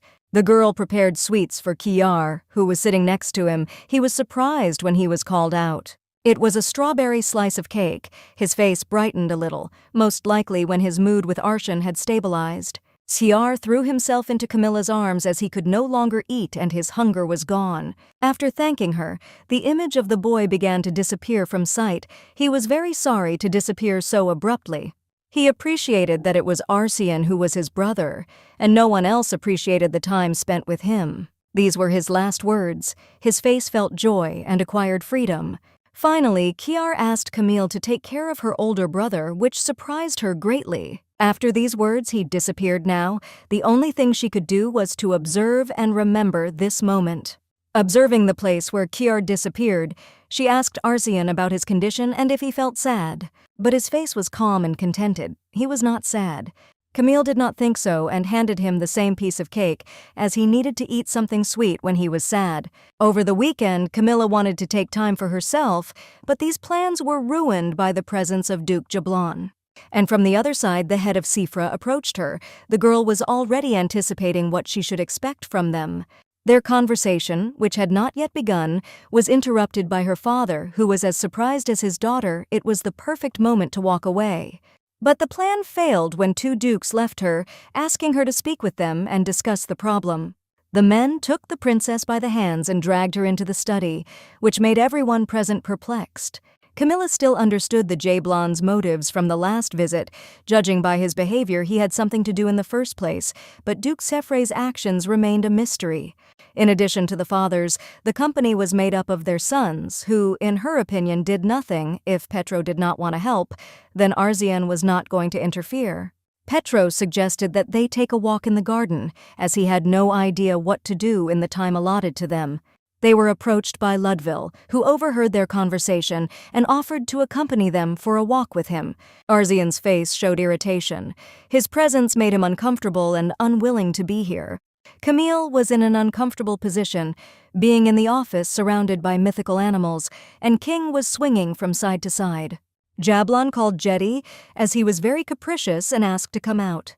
The head of Sephra noted the small size of the magical creature Sorfel and suggested that his pet affects energy. This was due to the fact that it had been sealed for too long and it would still grow, but he was more interested in where she was able to find the magic stones. Jablon, who had heard about it for the first time, reacted to the news in the same way, especially when he realized that the owner of these sales was completely different. Seizing the moment, Camille hurriedly left the room, leaving them alone and making time for herself. As she was about to leave, her attention was drawn to Rub, who was walking in the opposite direction to her eldest sons. Then Camilla's face changed to wonder how such different people could walk together. Meanwhile, at the fair, the butler approached her, informing her that the young men were coming right behind them, but she simply ignored them. Turning her gaze to the counter, Camille was about to buy a piece of jewelry that was intended as a gift for Ravi. Looking behind her back, Petro noticed her good relationship with her brother, and then she thought about her purchase, whether she needed or had to buy only one. Camille was called by Lyle, who was also standing behind the counter and selling various products with her grandmother. Then the butler approached her, asking about their relationship between the mistress, but she preferred to pretend that they did not know each other. At that moment, there were sharp shouts from behind Lila's shop. Two men surrounded their shop and reminded their grandmother that the patronage tax had already expired. Lila stood between them, asking them to leave and leave the elderly woman alone. The place of the first meeting of the girl and Ludville was the market. The situation was different and completely different. Looking at the conflict, Petro remembered his mother's advice that you need to be kind to everyone and be sure to help those in need. Drawing his blade with a sharp movement, he approached the two men and inflicted a serious wound on one of them. Camille was discouraged by what was happening, could not do anything, and was unable to utter a sound. Petro only looked at her with a smile and apologized for the inconvenience he had caused. Arshan covered Camille with his body and forced him to walk away.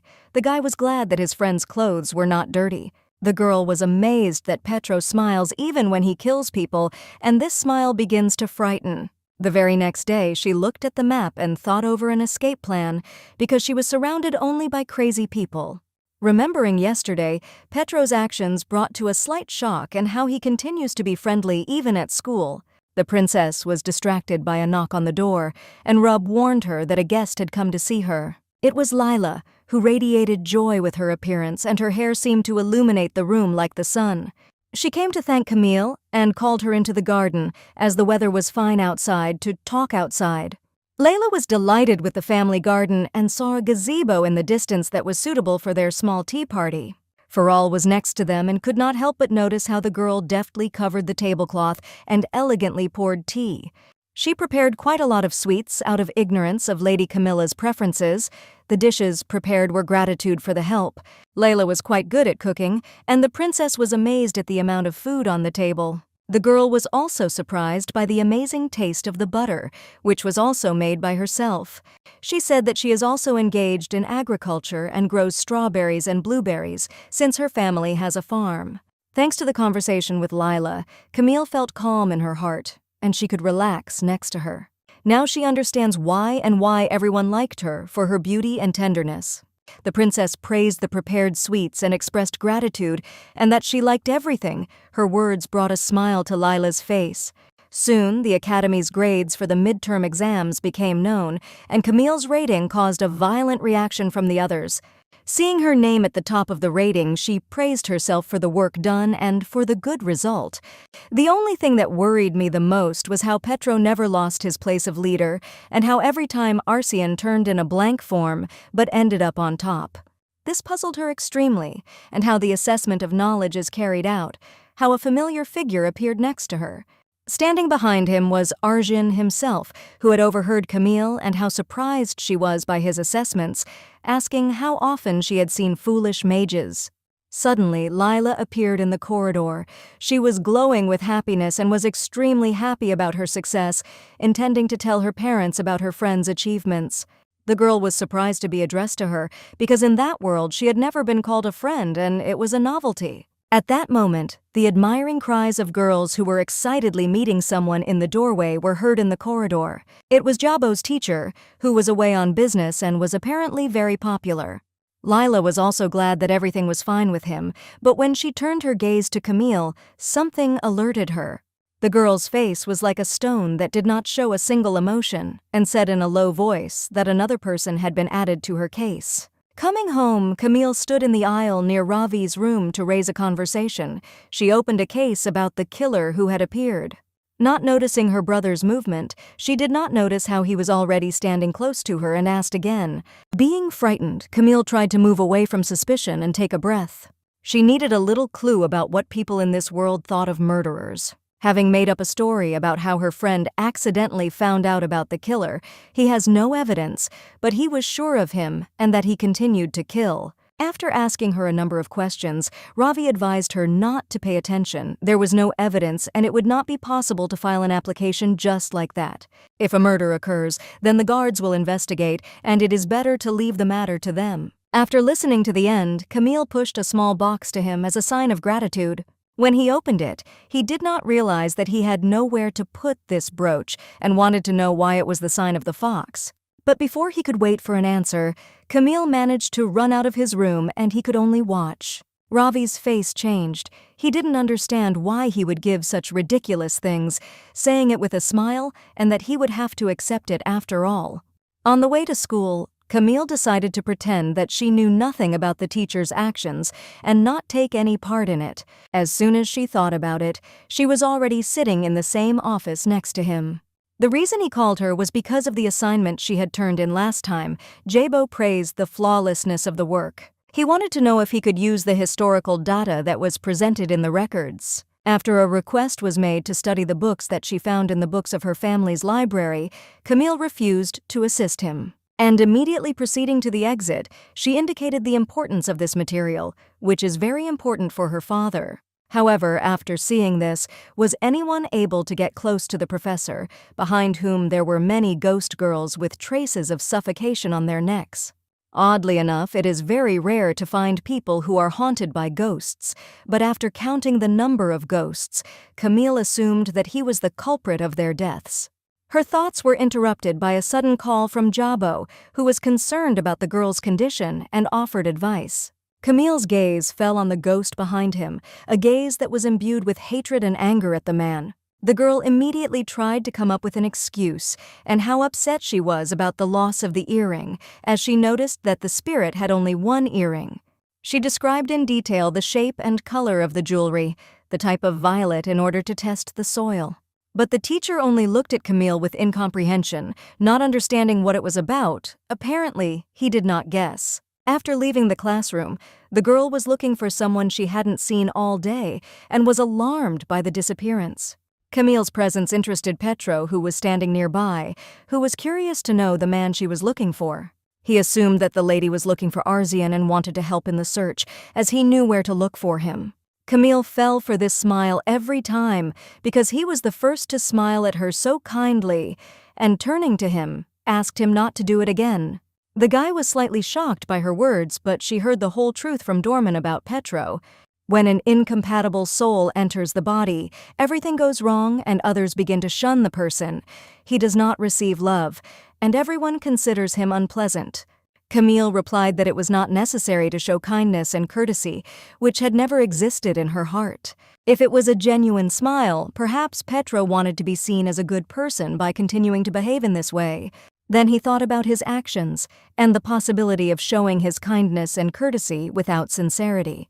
Petro was the favorite son in the family, and his mother always said only the best things about him. She often required grooming and found it difficult to walk for long periods of time due to her weak body. Her loving son was always by her side, and the help provided to her was a common thing for him.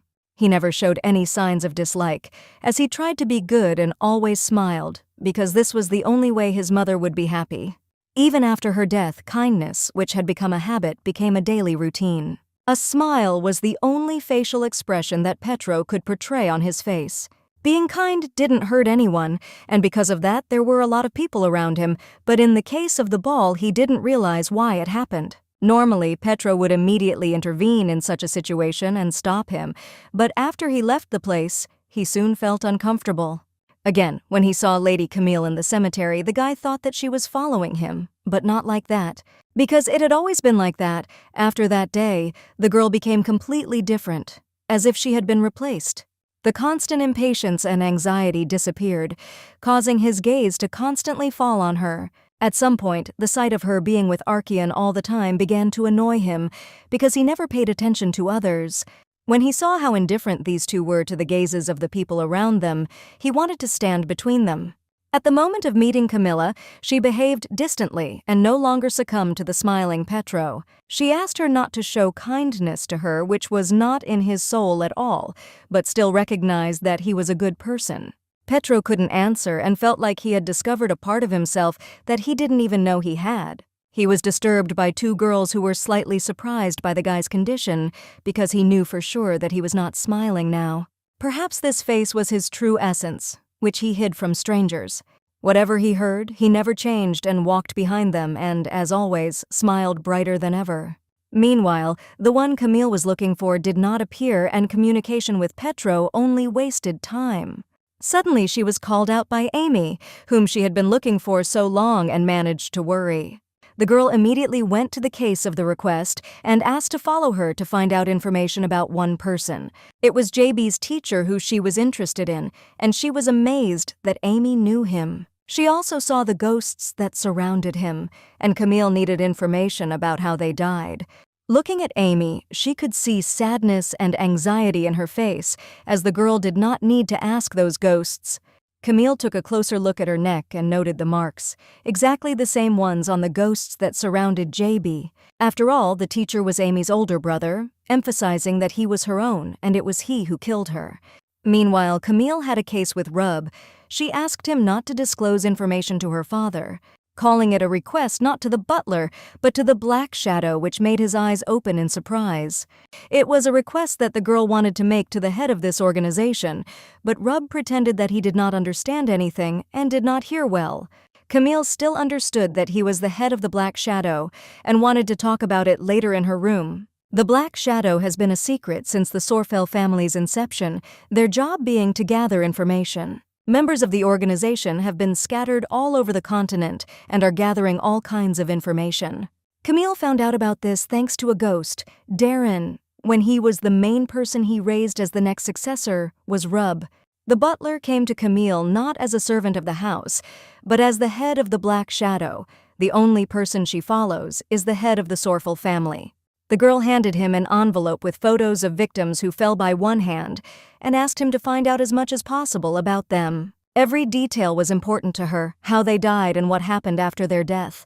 As a result of questioning, Camille found out that JB's teacher was the culprit, and it was he who killed those girls. Amy said that they lived together in an orphanage. She was adopted before his brother and was abused there. She was there more like a worker than a daughter. If something was wrong, she was not given food. 8 years later, JB found her, but the adoptive parents asked for a lot of money if he wanted to take his sister away. He tried hard to collect the necessary amount, but by this time Amy was already dead. It all started after these events, and her brother started killing girls as if a switch had been triggered in him.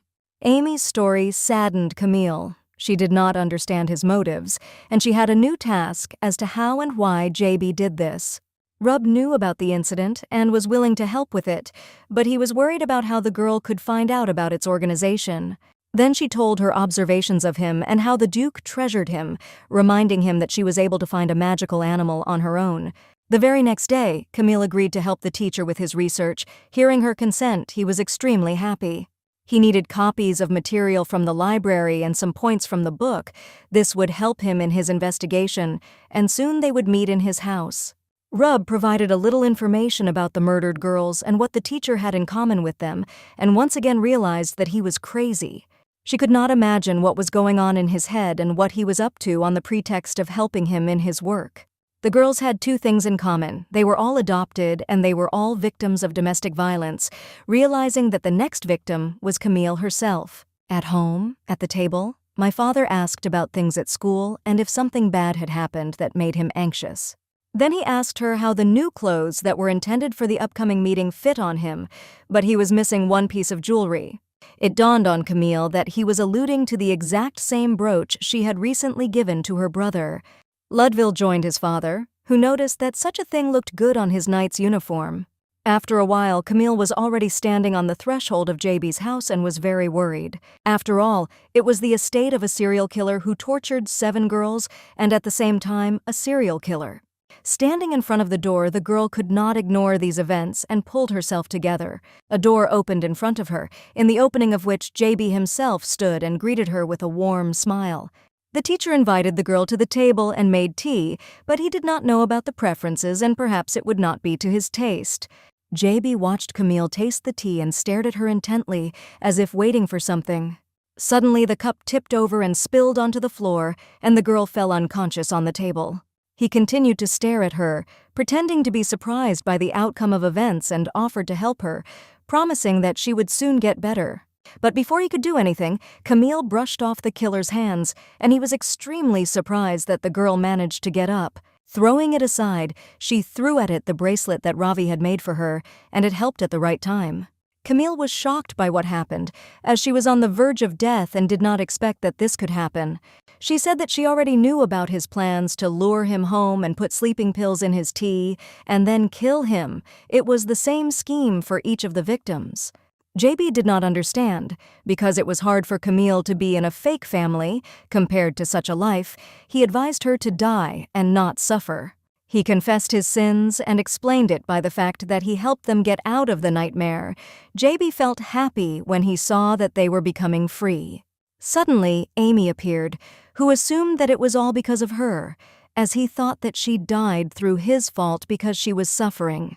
Guided by this logic, JB believed that death was not pain, but the only way to escape from reality, and other girls suffered from Amy's lifelike. He decided that it would be better to kill them so that they could gain freedom, giving them happiness.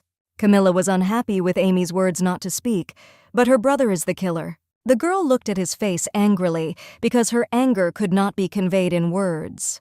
JB told her that she could not get love from her family and that he could end this suffering. Camille abruptly grabbed him by the hair. She did not understand why he had decided this way and why he decided for others what was happiness for them. The ghosts of the victims JB had killed crowded around them, and they watched intently.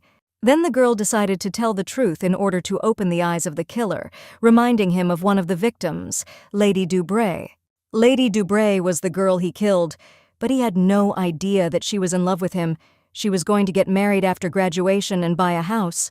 A friend of the victim, Lady Lurie, sponsored the orphanage every month with her pocket money, because there was her precious little brother, whom she had not seen for so long. Continuing to list the fates of his victims, he screamed and asked her to stop, because he had never heard of it, calling everything a lie. Camille did not understand what kind of lie she could be talking about. Then she wanted to show the result of the investigation and not understanding who he was to choose their happiness. Then the girl said that perhaps she should try to choose herself, because in her eyes, JB's life was just as unhappy and let go. Camille took the untwisted bracelet and pulled it around his neck, not understanding why he was asking for mercy after such sacrifices. She leaned over to him, asking him if he was happy and if he felt the presence of freedom, and after a couple of minutes she walked away from him. The girl turned to Rub, wondering if he had written everything down on the magic bead that had recorded everything from the beginning. Approaching the kitchen set, Camilla's gaze fell on the doors of the cabinet in which the box was located. Opening it, she found jewelry in it that belonged to the murdered girls. Calling JB a psycho, but the work done will completely solve the matter, and perhaps now the ghosts will be able to free themselves. When Camille went outside, she was glad that the nightmare had ended and that no one would die now. After a while, the girl stood with her hands raised in her father's office opposite Ravi, who was carefully watching her.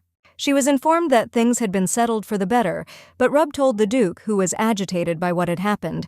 The father scolded his daughter for her recklessness and knew that he would get angry, and Ludville's gaze remained a mystery to her. Ravi intended to give a harsher punishment to his sister, but his eyes fell on the bruises on her neck and magically removed them.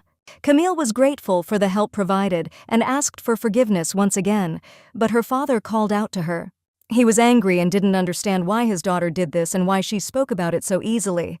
Camille thought that her father was ready to hit her, but his hand rested on the top of her head, and his face was filled with sadness and anxiety. She looked into his eyes and was touched by the anxiety she was showing, because her father's soul was still rooting for her. Sending his daughter to rest, the Duke could not help but note her determination, because she could not ignore the injustice, saying that she was like him. In the meantime, a teacher was tried, who pleaded guilty and all the evidence linked to him, and was sentenced to death. In the end, everything ended quickly, and Amy was glad that it was over, although she was worried about her brother, but Camille was worried about another thing. The fact that the parents of the victims hid the death of their daughters because JB presented everything as a suicide. Therefore, the girl asked her a question about what kind of family adopted Amy in order to achieve the ultimate truth. A week later, at the house of Sephra, there was a friendly chess match between the head and his son, where Arsian lost again. His father asked him what he could have thought about so much, and asked him why the head had given a certain moon to Camille, and what he believed when he lent it. And then he replied that his father believed in his son, which made Arsian extremely surprised. At that moment, the butler came to them, announcing the arrival of an unexpected guest. It was Camille, accompanied by a mythical creature of the family's home, to return the borrowed. Playing chess was a promise that the Duke had made a long time ago, as it was gratitude for the liberation of Seer's soul. Then, Camille said that she would be happy if father and son played chess together for an hour once a day, for she thought that perhaps Kier liked such a pastime. The girl thanked for the help and that she was able to borrow Luna for her investigation. The head replied that their wolf was signing with violence, and she was happy to be used to help children who had been abused. The mythical creature of the Sephra family has a special skill that allows her to recreate the image of the deceased to show an illusion. Camille used this ability on Amy's adoptive parents to get her to pay them a visit.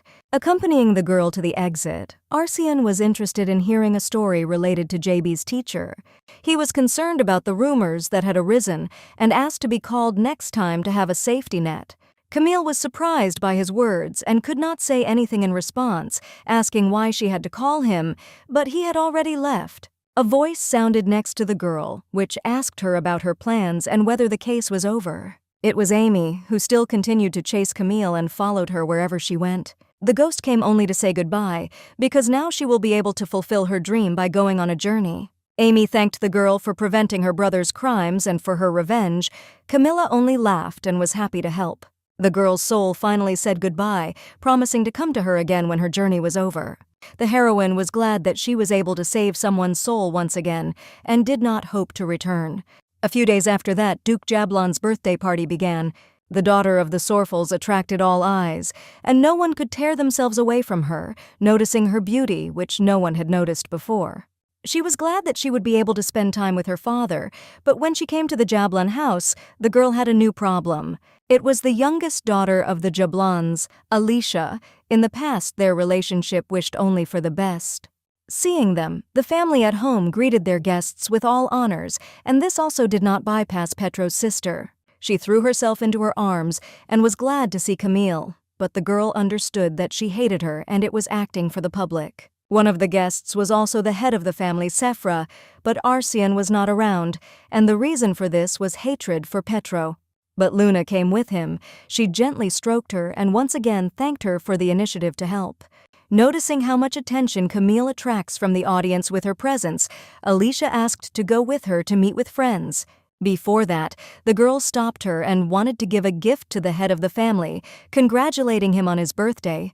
This gift was a brooch. The Duke was surprised by the jewelry, as it contained a stone that Camille said contained protective magic. The guests were surprised because it was impossible to place a normal small stone with protective magic, calling the gift a fake. Duke Sephra stood up for the girl, who guaranteed authenticity as he himself engraved a form of magic into this brooch. Camille herself suggested the idea of turning magic stones into jewelry, and so she asked for advice. The father also boasted of the gift made by his daughter, pointing to his brooch in the form of a family animal. Then the girl addressed the audience and said that all those present thought about the safety of a person close to them. Jablon appreciated the gift and immediately hung it on himself, thanking the girl for such beauty. Watching all this, Alicia was unhappy that all the attention went to Camille, and she was determined to destroy this atmosphere. She took her to the garden, where everyone was waiting for the heroine to appear, thinking about Alicia's intentions. Last year, on the day of the welcome party for newcomers, Petro's younger sister decided to give her a surprise gift. It was a dress. According to her, if she wore it to a party, then her brother would definitely pay attention and confess his love. Alicia had no taste in fashion, and Camille realized that she was being deceived. She only did it because she just wanted to be around them. Having brought Camilla to the gazebo, the girls' close friends were already waiting for them.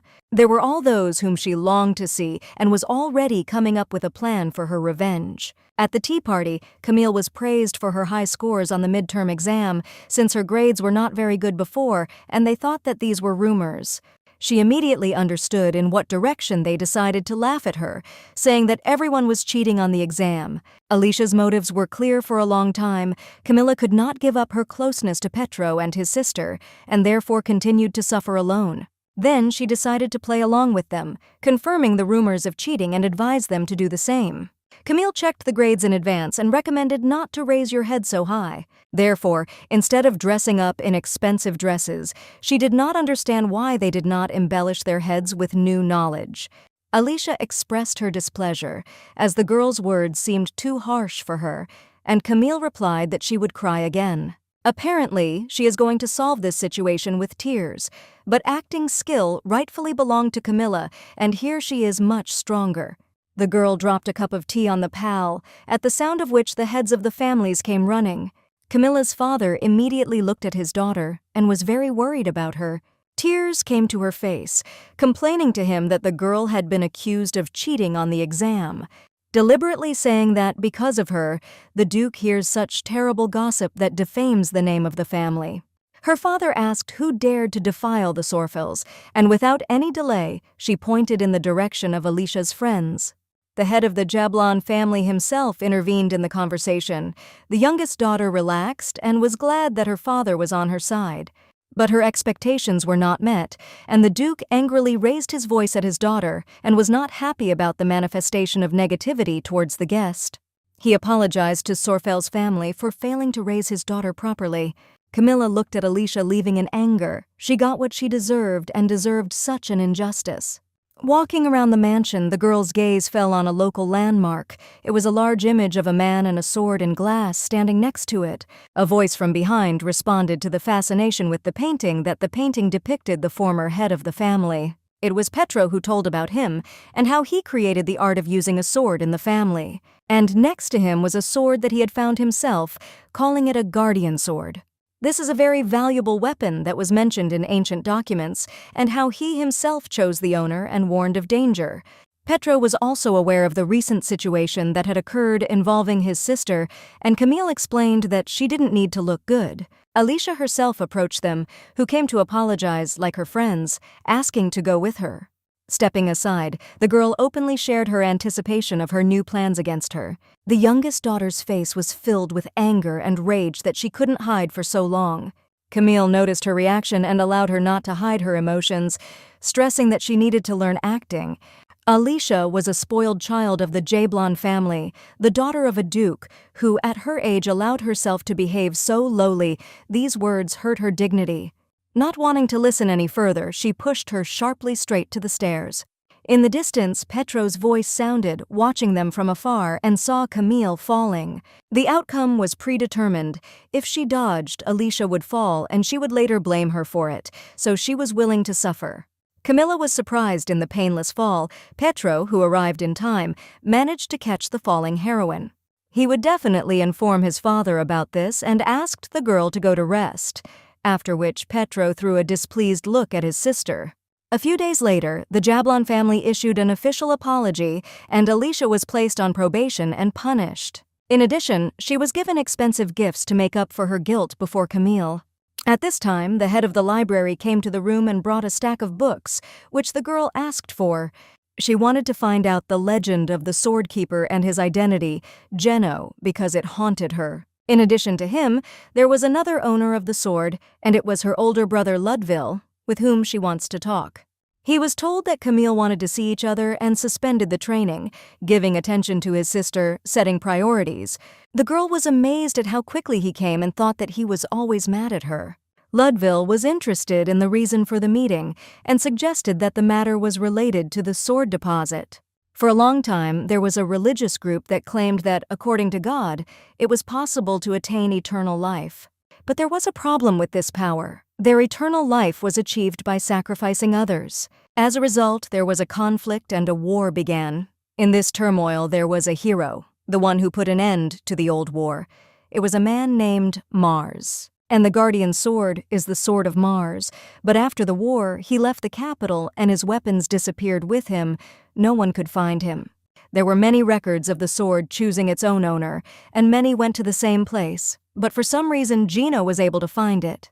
Interrupting her brother, Camille began to guess what Ludville was getting at, the reason why he had found the sword but had not been able to become the owner, and the brother gave food for thought. The one who was interested in the guardian sword easily drew conclusions. Camille remembered the ghost at school. He was the very person from that story. The one facing her was a problem. The guardian sword is the only source of light that can save a world shrouded in darkness. The girl wanted to find out everything because this sword was familiar from the beginning. The heroine wanted to hear the original version of the story about him and the reason why people could not find the sword for so many years, and who was recognized as the real owner. The chosen owner of the sword was dead, and history was silent on the fact that Geno had a long-dead older brother who was his twin. The brothers always trained against each other, and in which he won every time. Geno was a master of the sword and swordsmanship. Compared to him, his brother Mihai was much weaker, although he was considered the firstborn. And since there was a stronger heir to the throne, he will never become the head. In one of their travels, the brothers found a guardian sword that only Geno could see and radiated strong energy in his hands.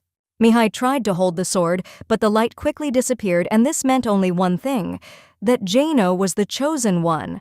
The eldest brother never understood why everything belonged to him, the interest and love of his parents, as well as the recognition of the sword itself. Envy made him hate Geno, and he imagined what his life would have been like if he hadn't existed. In his opinion, everything could become Mihai's property, and emotions got the better of him, forcing him to stick a sword right into his brother's heart.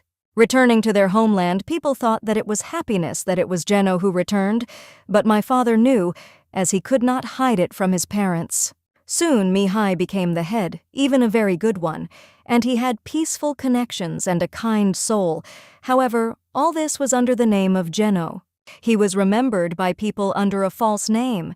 At first he cursed Mihai, but then he realized that this was his personal punishment for life. Many years have passed, and Geno still hasn't left the school, explaining that his love for swords will never be lost.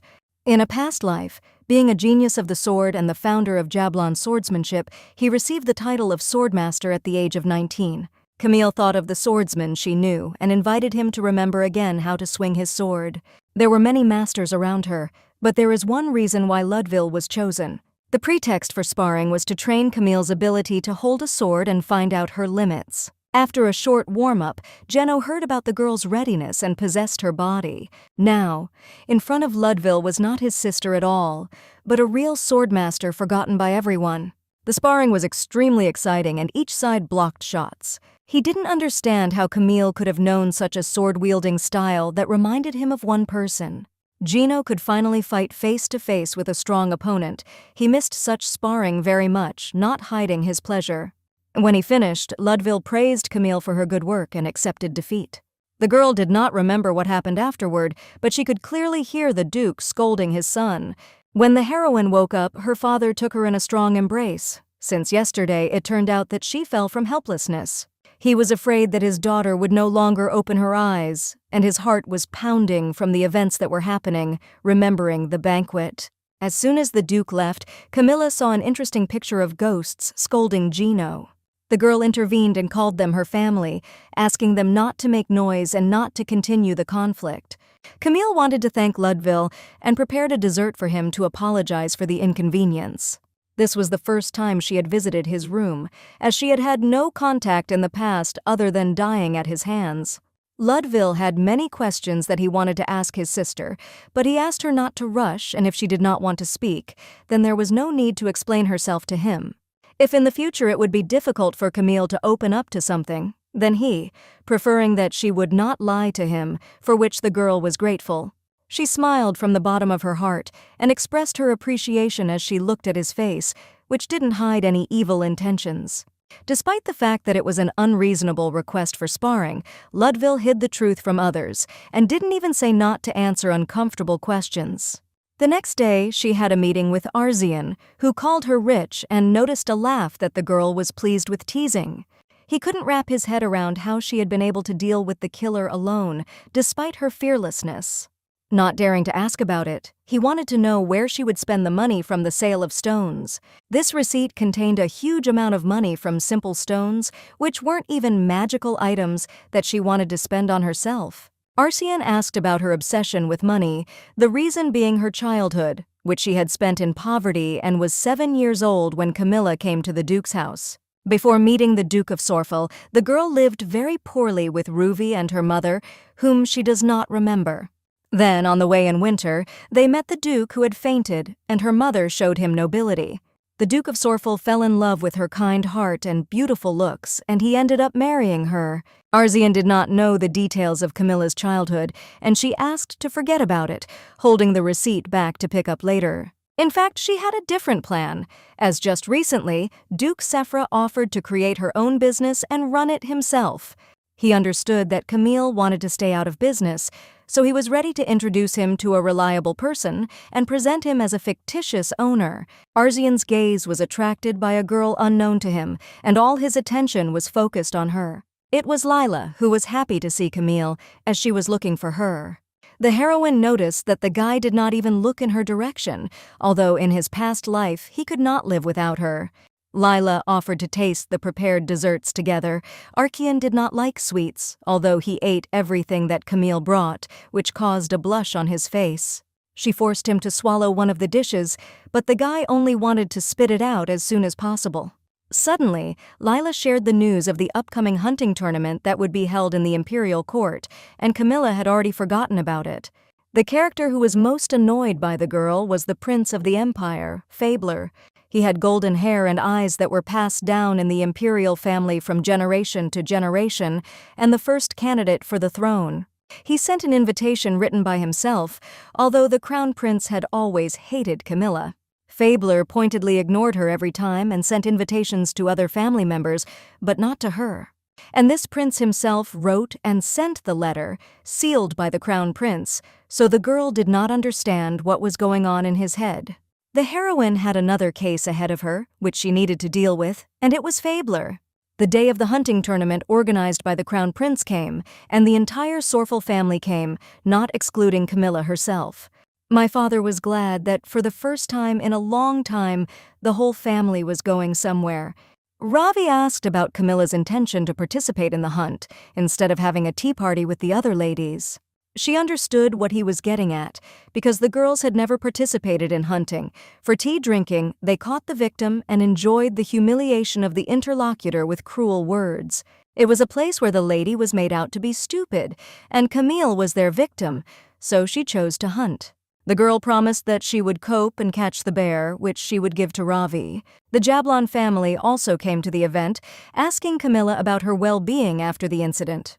Alicia came out from behind him, who apologized for what she had done, explaining that it was a mistake. Camille did not know whether these apologies were from a pure heart, but under the gaze of the public she could not refuse and accepted them.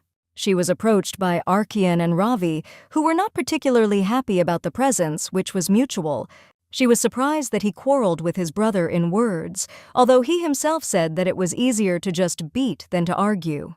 The girl did not notice the presence of Petro, and he asked the girl about her archery skills. He liked that he could talk to Camille a little. Passing by the crowd, the heroine was still being discussed, both on the part of girls and men, although this did not affect her. Everyone began to greet the prince, calling him the little son, giving him compliments. At her foot, she noticed King, who got out of the duke's pocket and put him in her bag, as she did not want to attract attention. Before she could step aside, she was called out by a stern voice that sounded arrogant. In front of her stood Fabler, who saw Camille and spoke of the long separation between them. He never leaves a disturbing person alone, and he has a great ability to laugh in his face and his character. It's something between Arjun and Petro. The prince noted that there have been a lot of rumors about Camilla lately, and that she sees the future and the past. Fambler asked if she had seen anything about herself, and the girl predicted that he would not be the winner in these competitions. There was almost no information about these competitions, but Camilla still knew that the hereditary prince had been seriously injured. Coming closer, the prince declared his desire to draw his sword every time he saw the girl trembling, but this time it was gone. After the start of the tournament, a situation arose that caught the eye, or rather, it was a crowd of fans who wanted to give their favorites brooches. The magic stone brooch is in huge demand. The fashion of lady gifts for those they love has begun to change. At that moment, a familiar guy approached Camilla, who wanted to confess something, but before he could say something, Archean intervened. The girl asked why he was not popular since he was not wearing a brooch, to which the guy challenged himself to be honored with it. Already on the hunt, Camille was distracted by someone's presence and a voice that rang out behind her. It was Fabler, who appeared out of nowhere, and apparently the man had good reasons to find the girl. Then he inquired about the prediction he had made earlier and wanted to hear what could lead to his defeat. As soon as Camille began to speak, a loud explosion suddenly thundered. Turning around at the sounds, she saw a huge fire behind her, which was in the center of the land. The place where the most people who could get hurt was probably Ravi and everyone else. She didn't understand why she was so worried about him. In the past, it would have been the norm for her not to worry about him, but now everything had changed. Camille was screaming, trying to find her brother or at least someone she knew, when suddenly she heard a familiar voice. It was Ravi, who was treating the wounded man and was as surprised as his sister, and he began to scold her that he was putting his life in danger. When he was scolding Camilla, the girl came up to him and hugged him tightly. She shared her experiences because she didn't want to be an orphan and didn't want him to die. When the heroine spoke about her emotions, Ravi asked with a smile not to worry about him. A few more explosions passed before silence fell, but instead of the sound of silence, everything was filled with the moans of the victims. There was chaos all around, but Ravi continued to help heal people, as did Arzian, who was a black magician but knew how to use healing magic. Then Camille approached him and asked about what had happened, since the situation was quite strange, and the guy did not understand what it was about. The girl said that the participants in the explosion did not reveal themselves and that no one came. There were many soldiers at the bottom of the grounds, and the mages had been there since morning, but when the explosion occurred, no one reported the invasion. King jumped out of the bag, his fur standing on end, and he hissed into the void. Suddenly Ludville appeared, who advised Camilla to be careful. Like everyone else, she did not understand. Then he ordered His Highness and the soldiers to take up their swords to accept the battle. They were directed by zombies that rose from the dead, and not so long ago they were participants in the hunt. Looking at them, Camille was shocked and couldn't move. Under the leadership of Ludville and the others, the Emperor's guards rushed into the crowd of the dead. The heroine was scared to watch what was happening, as she did not understand what caused such a stir. Her heart was beating like crazy. She couldn't look at the deaths of people who were no longer them, and the battlefield was saturated with the smell of blood. Gino did not see their reaction. They moved directly at them like puppets controlled by threads. But as soon as their heads were cut off, they immediately stopped and fell. The prince was not afraid, and only joked that he did not send unnecessary invitations, and he would find out who the sender was. Camille appealed to Gino to possess her and have a lot of fun, even though she would have to walk away for a long time. One of the guys was attacked by a zombie who wanted to attack him. He was protected by Camilla, who confidently held the sword in her hands. And at one point, the fear subsided. Under Gino's control, she was no longer afraid. On the contrary, she was having fun. The girl's movements caught the eye of Petro, who did not know where she had learned the art of wielding the Jablon family's sword. Neither could Arshan, who could not believe it, because her swordsmanship skills and the way she wielded her sword. Inquisitive glances riveted on Camilla were interrupted by the prince, who ordered everyone to hold the line. Ravi was similarly surprised, but his interest was caused by concern for his sister and wanted to intervene, but someone prevented him. It was Dorman who would receive penalty points for interfering, explaining that if the master suffered, Lady Camilla would be sad, talking about some inevitability of the attraction of blood. As soon as the situation in the hunting grounds ended, the girl fell to the ground from helplessness. When she woke up, she was already lying on the lap of Arsian, who was worried about her well-being.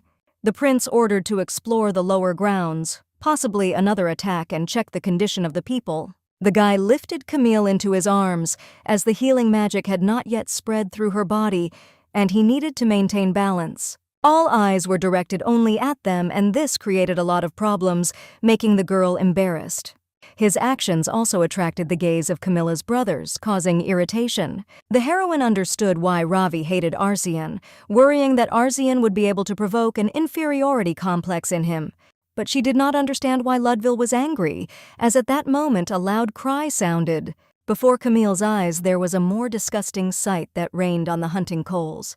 There were countless people lying on the ground, but what was more terrifying was that she heard the screams of ghosts who had not yet accepted death. To ease the shock, Arshan closed her eyes so as not to aggravate her morale. He offered to return home, as it was necessary to finish the treatment. Already at home, surrounded by her friend, Camille tried to calm Lila, but she only listened to her crying. The day after the hunting competition, the empire was turned upside down, and most of the people lost the lives of their loved ones. The party that was expected after the tournament was also cancelled, and literally, the celebration in honor of the prince's birthday ended in disarray. The girls began to speculate why none of the guards heard the explosions. Camille speculated that there was magic involved that blocked out sounds, though the mages at the palace couldn't sense it for some reason. There was also one of the magicians who did not have magical power at all, and when the soldiers went to collect the bodies, there was no trace of them. Not a single detail of this incident could be explained by common sense. Only the purpose they were pursuing was known. It was the crown prince. Dorman entered Camille's room to relay the news of the upcoming meeting. This person was a servant from the imperial palace who had handed over gifts on behalf of the prince. In addition to the gifts, a letter for Camille was attached, which made the girl have a bad feeling. In the content of the letter, Prince Fabler praised the heroine's possession of the sword, as well as her fight among strangers. Dorman offered to open the gifts, but Camilla did not believe in the prince and in his nobility, asking to put them aside. 2 family members were not in the house, as the Duke had regular meetings at the palace regarding the incident. So far, no evidence has been found regarding the culprit, but the motives were sufficient. The second prince was the first to be thought to be responsible for this incident, which was directed against Prince Edson. Camille asked the servant about her brother, saying that Ravi did not leave his room, which made her worried. Approaching the room with the food cart, she knocked, but there was no answer. Camille unceremoniously burst into the room where Ravi was standing in front of her. He looked extremely sleepy. She noticed his room, which was full of disorder and chaos from books that dealt with healing magic. The heroine was worried about her brother's condition and asked him to put himself in order. Ravi agreed, and he began to leave, but asked not to rummage through his belongings and books. When he returned, a serious conversation took place between them. He was unhappy with how weak his magic was and how he was inferior in strength to Arsian. Camille understood that the reason was hidden in him, since Ravi was never inferior to others, but as soon as he saw a better person, he immediately drooped. To cheer him up, she told him a story related to JB's teacher, because in reality, she almost died at his hands. But pointing to the bracelet, the danger passed, since this jewelry was given to her by her brother. That man was stronger than Camille. She couldn't react properly to the strangulation, but she trusted the bracelet and was able to escape. The girl told all this with a smile, as her faith in Ravi's inventions was able to save her life. He was glad to hear these words because he really needed support and agreed to eat and rest. At school, the girls were having an active conversation with each other, but a guy was walking towards them with bags full in his hands. He was anxious and wondered how fast he needed to run to survive. The guy crashed into Lila and she helped him get up and pick up all his belongings. He reacted sharply to her help and advised her not to help him and to stay away from him, as she could get hurt. This broken guy was Kevin, the main outcast of this school. He was born in the Baron's family, but they do not have power and money. This was the reason for bullying. There is always an instigator in these bullying. The one who led these mockery was the student council, the pinnacle of power headed by Maurice. No one paid attention to this, as everyone was afraid of the influence of the student council and becoming a new target. Camille did not want to help him. She knew that Kevin would not be able to withstand the bullying and would leave the academy, dropping out of school. Walking through the schoolyard, the girl is called out by Maurice holding a bouquet of flowers. She came to thank on behalf of all the students and decided to reward her with gifts. But Camille did not even pay attention to her and refused the gifts, accepting only gratitude. Maris's face was furious at the girl's pride and her status as a princess, speaking of immunity. Back at the council, Maurice had already made a plan for which she needed to choose a target. In the classroom, there were a large number of papers of a strange arrangement on the desk. It was Lila's desk, who began to open each message, and those around her began to laugh quietly. The content of the notes was about the girl's condition, about her low status, about her well-being and appearance. All of them were offensive. But on her face there was a former unexpected joy for everyone. She was glad that so much was known about her life. In the past, Kevin had Lila behind her. She became Maris's new target, but then she had defenders in the form of Petro and Arzian, but now everything is different.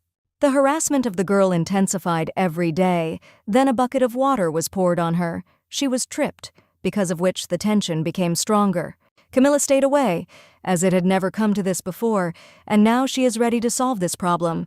The heroine turned to Geno, who was standing nearby, and asked for one request. Maurice liked to mock others for fun as she was bored. The longer this happened, the more the fear of being herself manifested in her environment.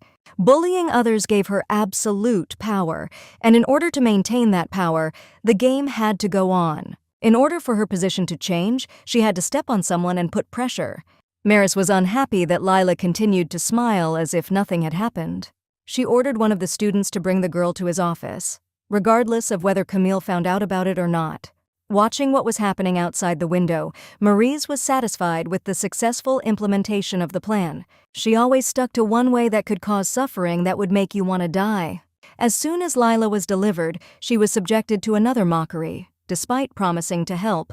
Maurice was pleased with the girl's current condition and asked what it was like to be the target of bullying. The entire student council made her fall to her knees so that she could begin to understand what Layla's situation was.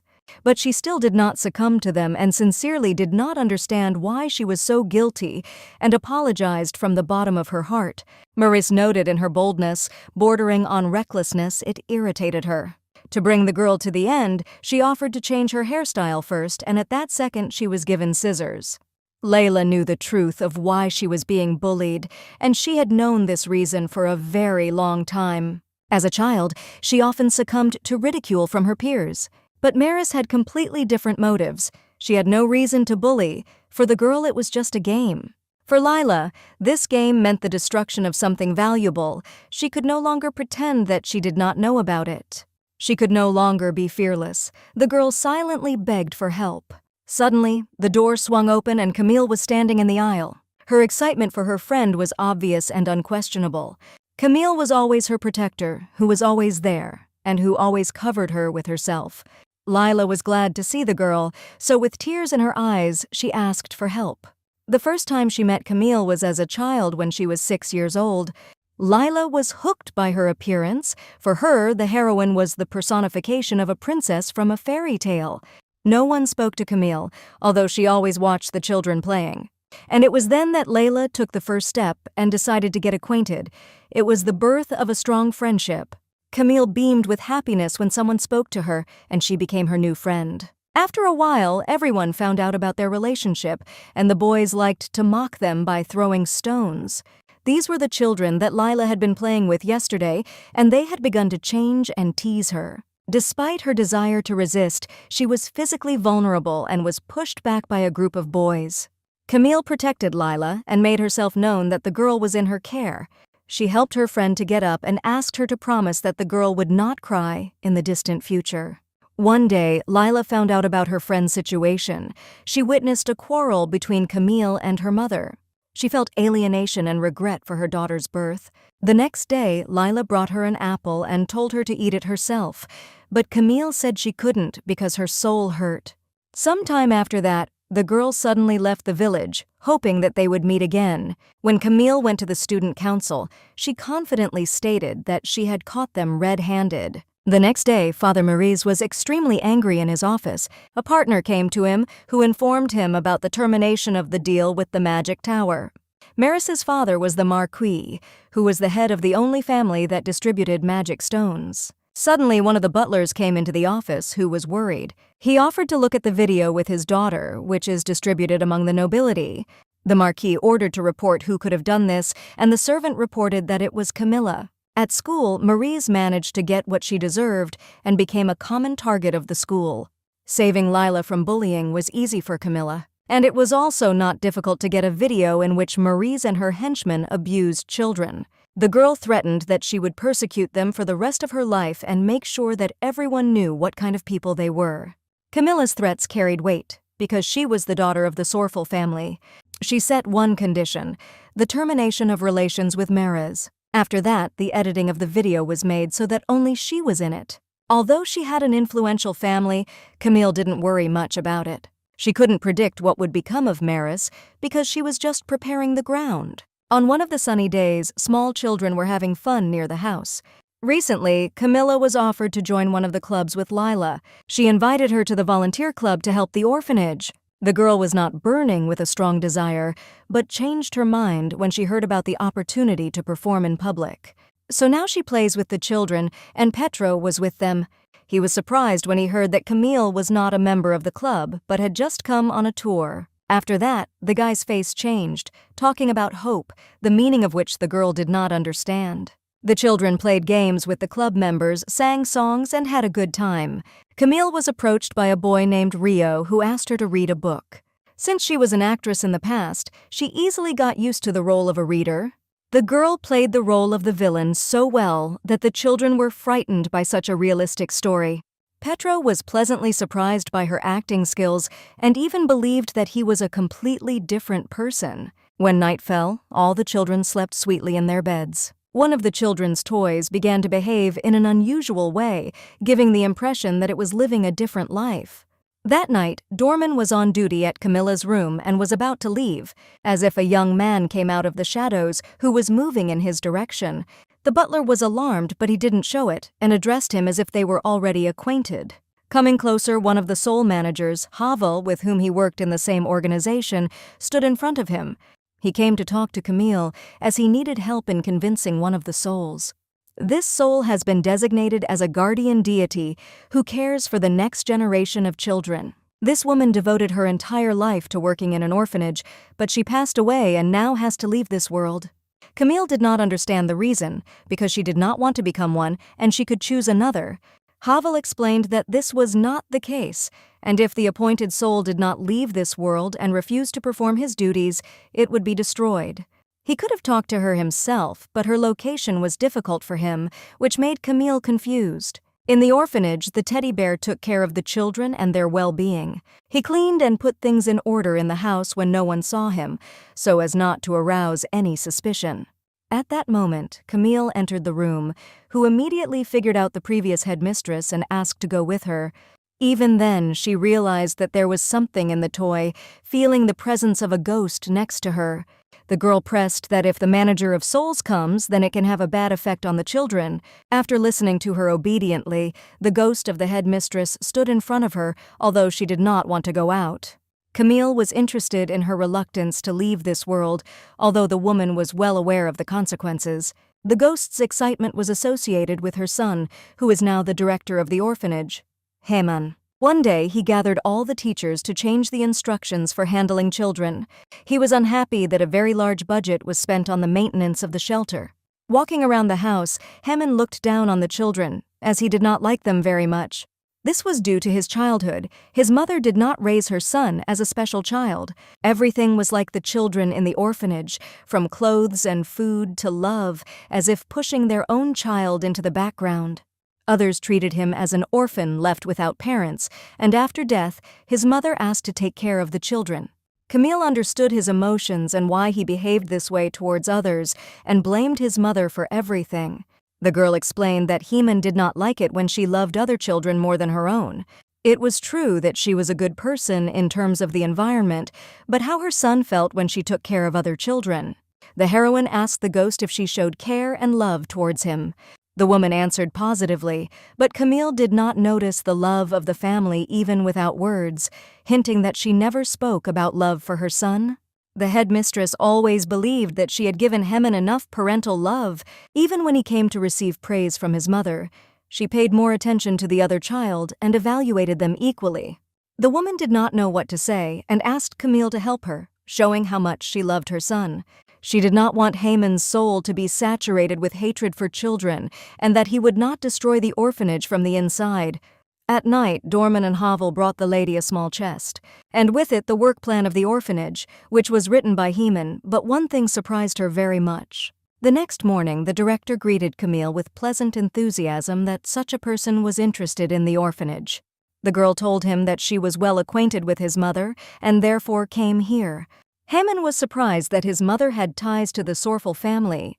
Camilla wanted to pass on to him the inheritance that the former director left behind. When he opened the chest, at first it all seemed like garbage to him, but in fact it was a pleasant memory for him. It contained all the things that were related to her son, which she carefully kept with herself. The next day, he still continued to put pressure on the workers who were wasting the budget. The woman was upset that they had failed and that he was likely to destroy the house. But Camille suggested that we observe more and take a closer look at his actions from the other side. In fact, Heman's plan was carefully crafted for children, calculating the means that were necessary for children to become independent.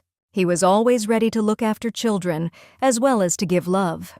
But it was more important for him to raise children who could stand firmly on their own feet. In order to give the children everything they need, Haman also kept other details. He asked to leave a light on the stairs as the children could fall in the dark. The woman's face shone with happiness, like Haman takes care of children in her own way, but with a soul. Camilla said that she should not be afraid for the children because he had his own policy and there would be no problems. The headmistress was glad that she could breathe a sigh of relief and thanked the girl. She apologized for the convenience, and now she was ready to go with Havel. Before disappearing, she had a request to stay and look after the children. The very next day, Camille announced that she had joined the club, which pleased Lila. She had no choice, because there were aristocratic circles everywhere that were not suitable, and she could not ignore the headmistress's request.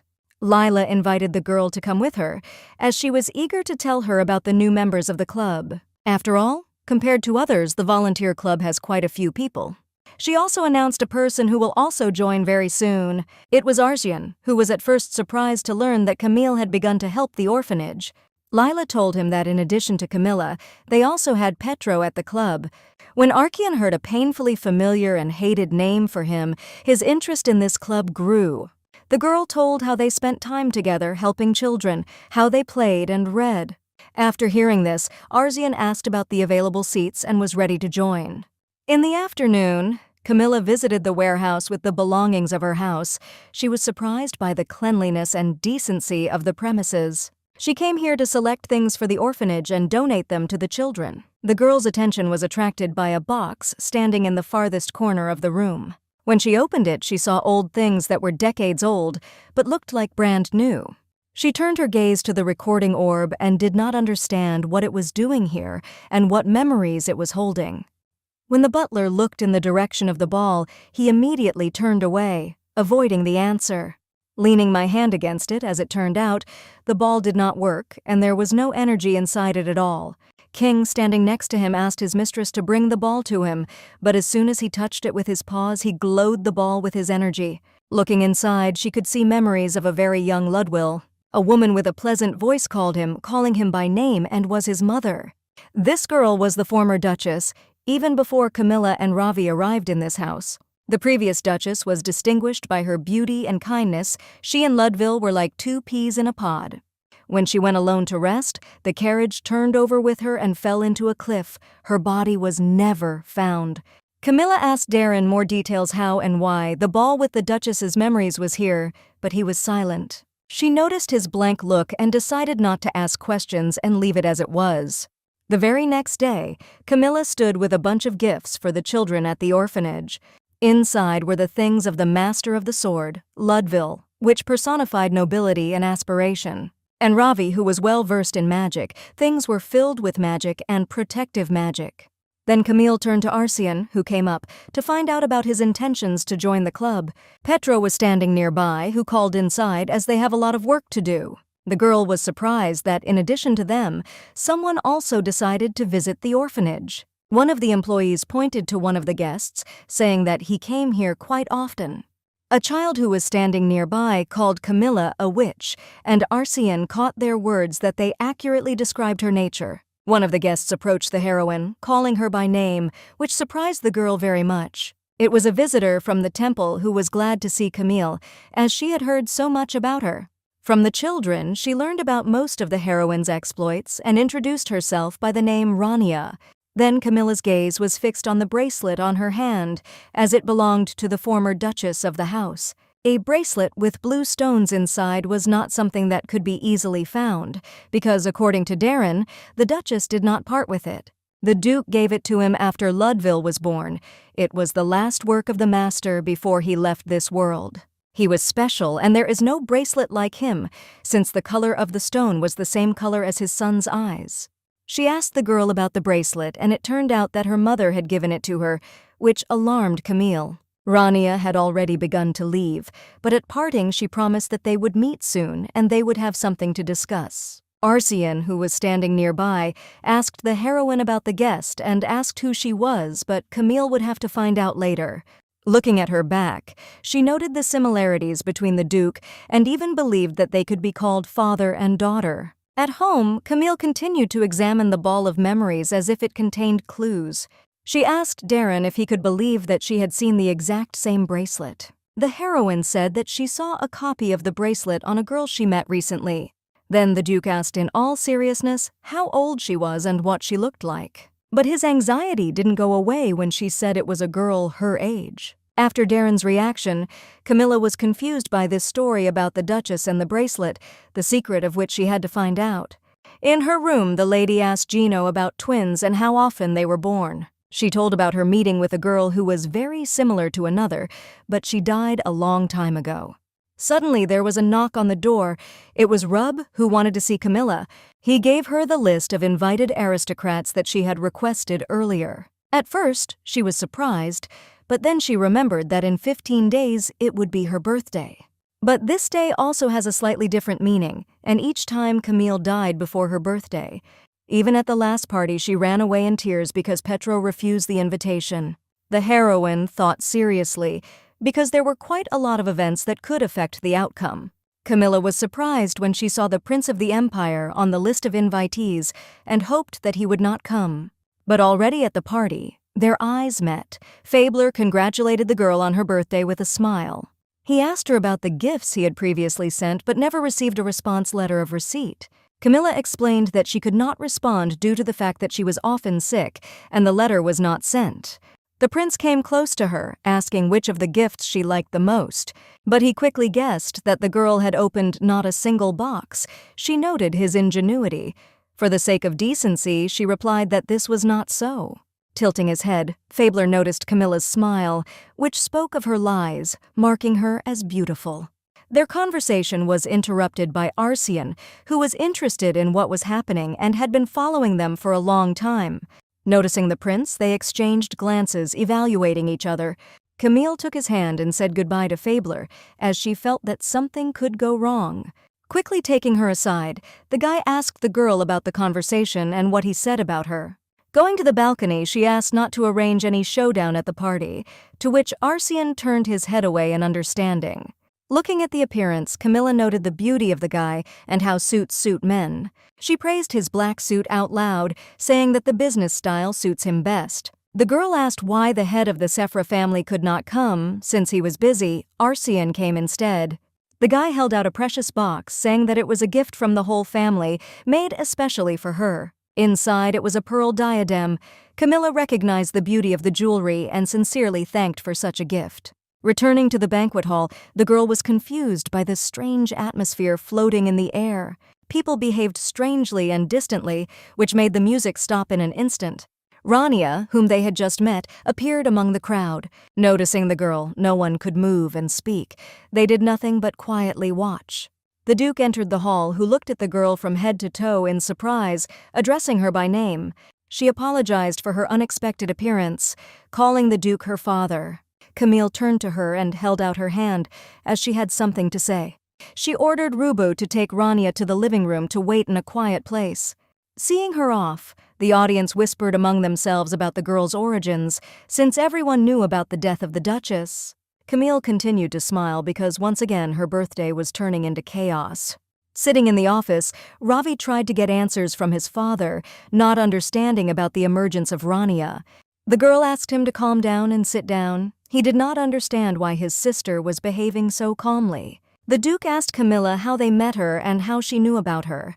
The girl told about the shelter and made a direct emphasis on the bracelet, as she was aware of events. She also told about the ball of memories, and came to one conclusion that the Duchess did not die in the accident.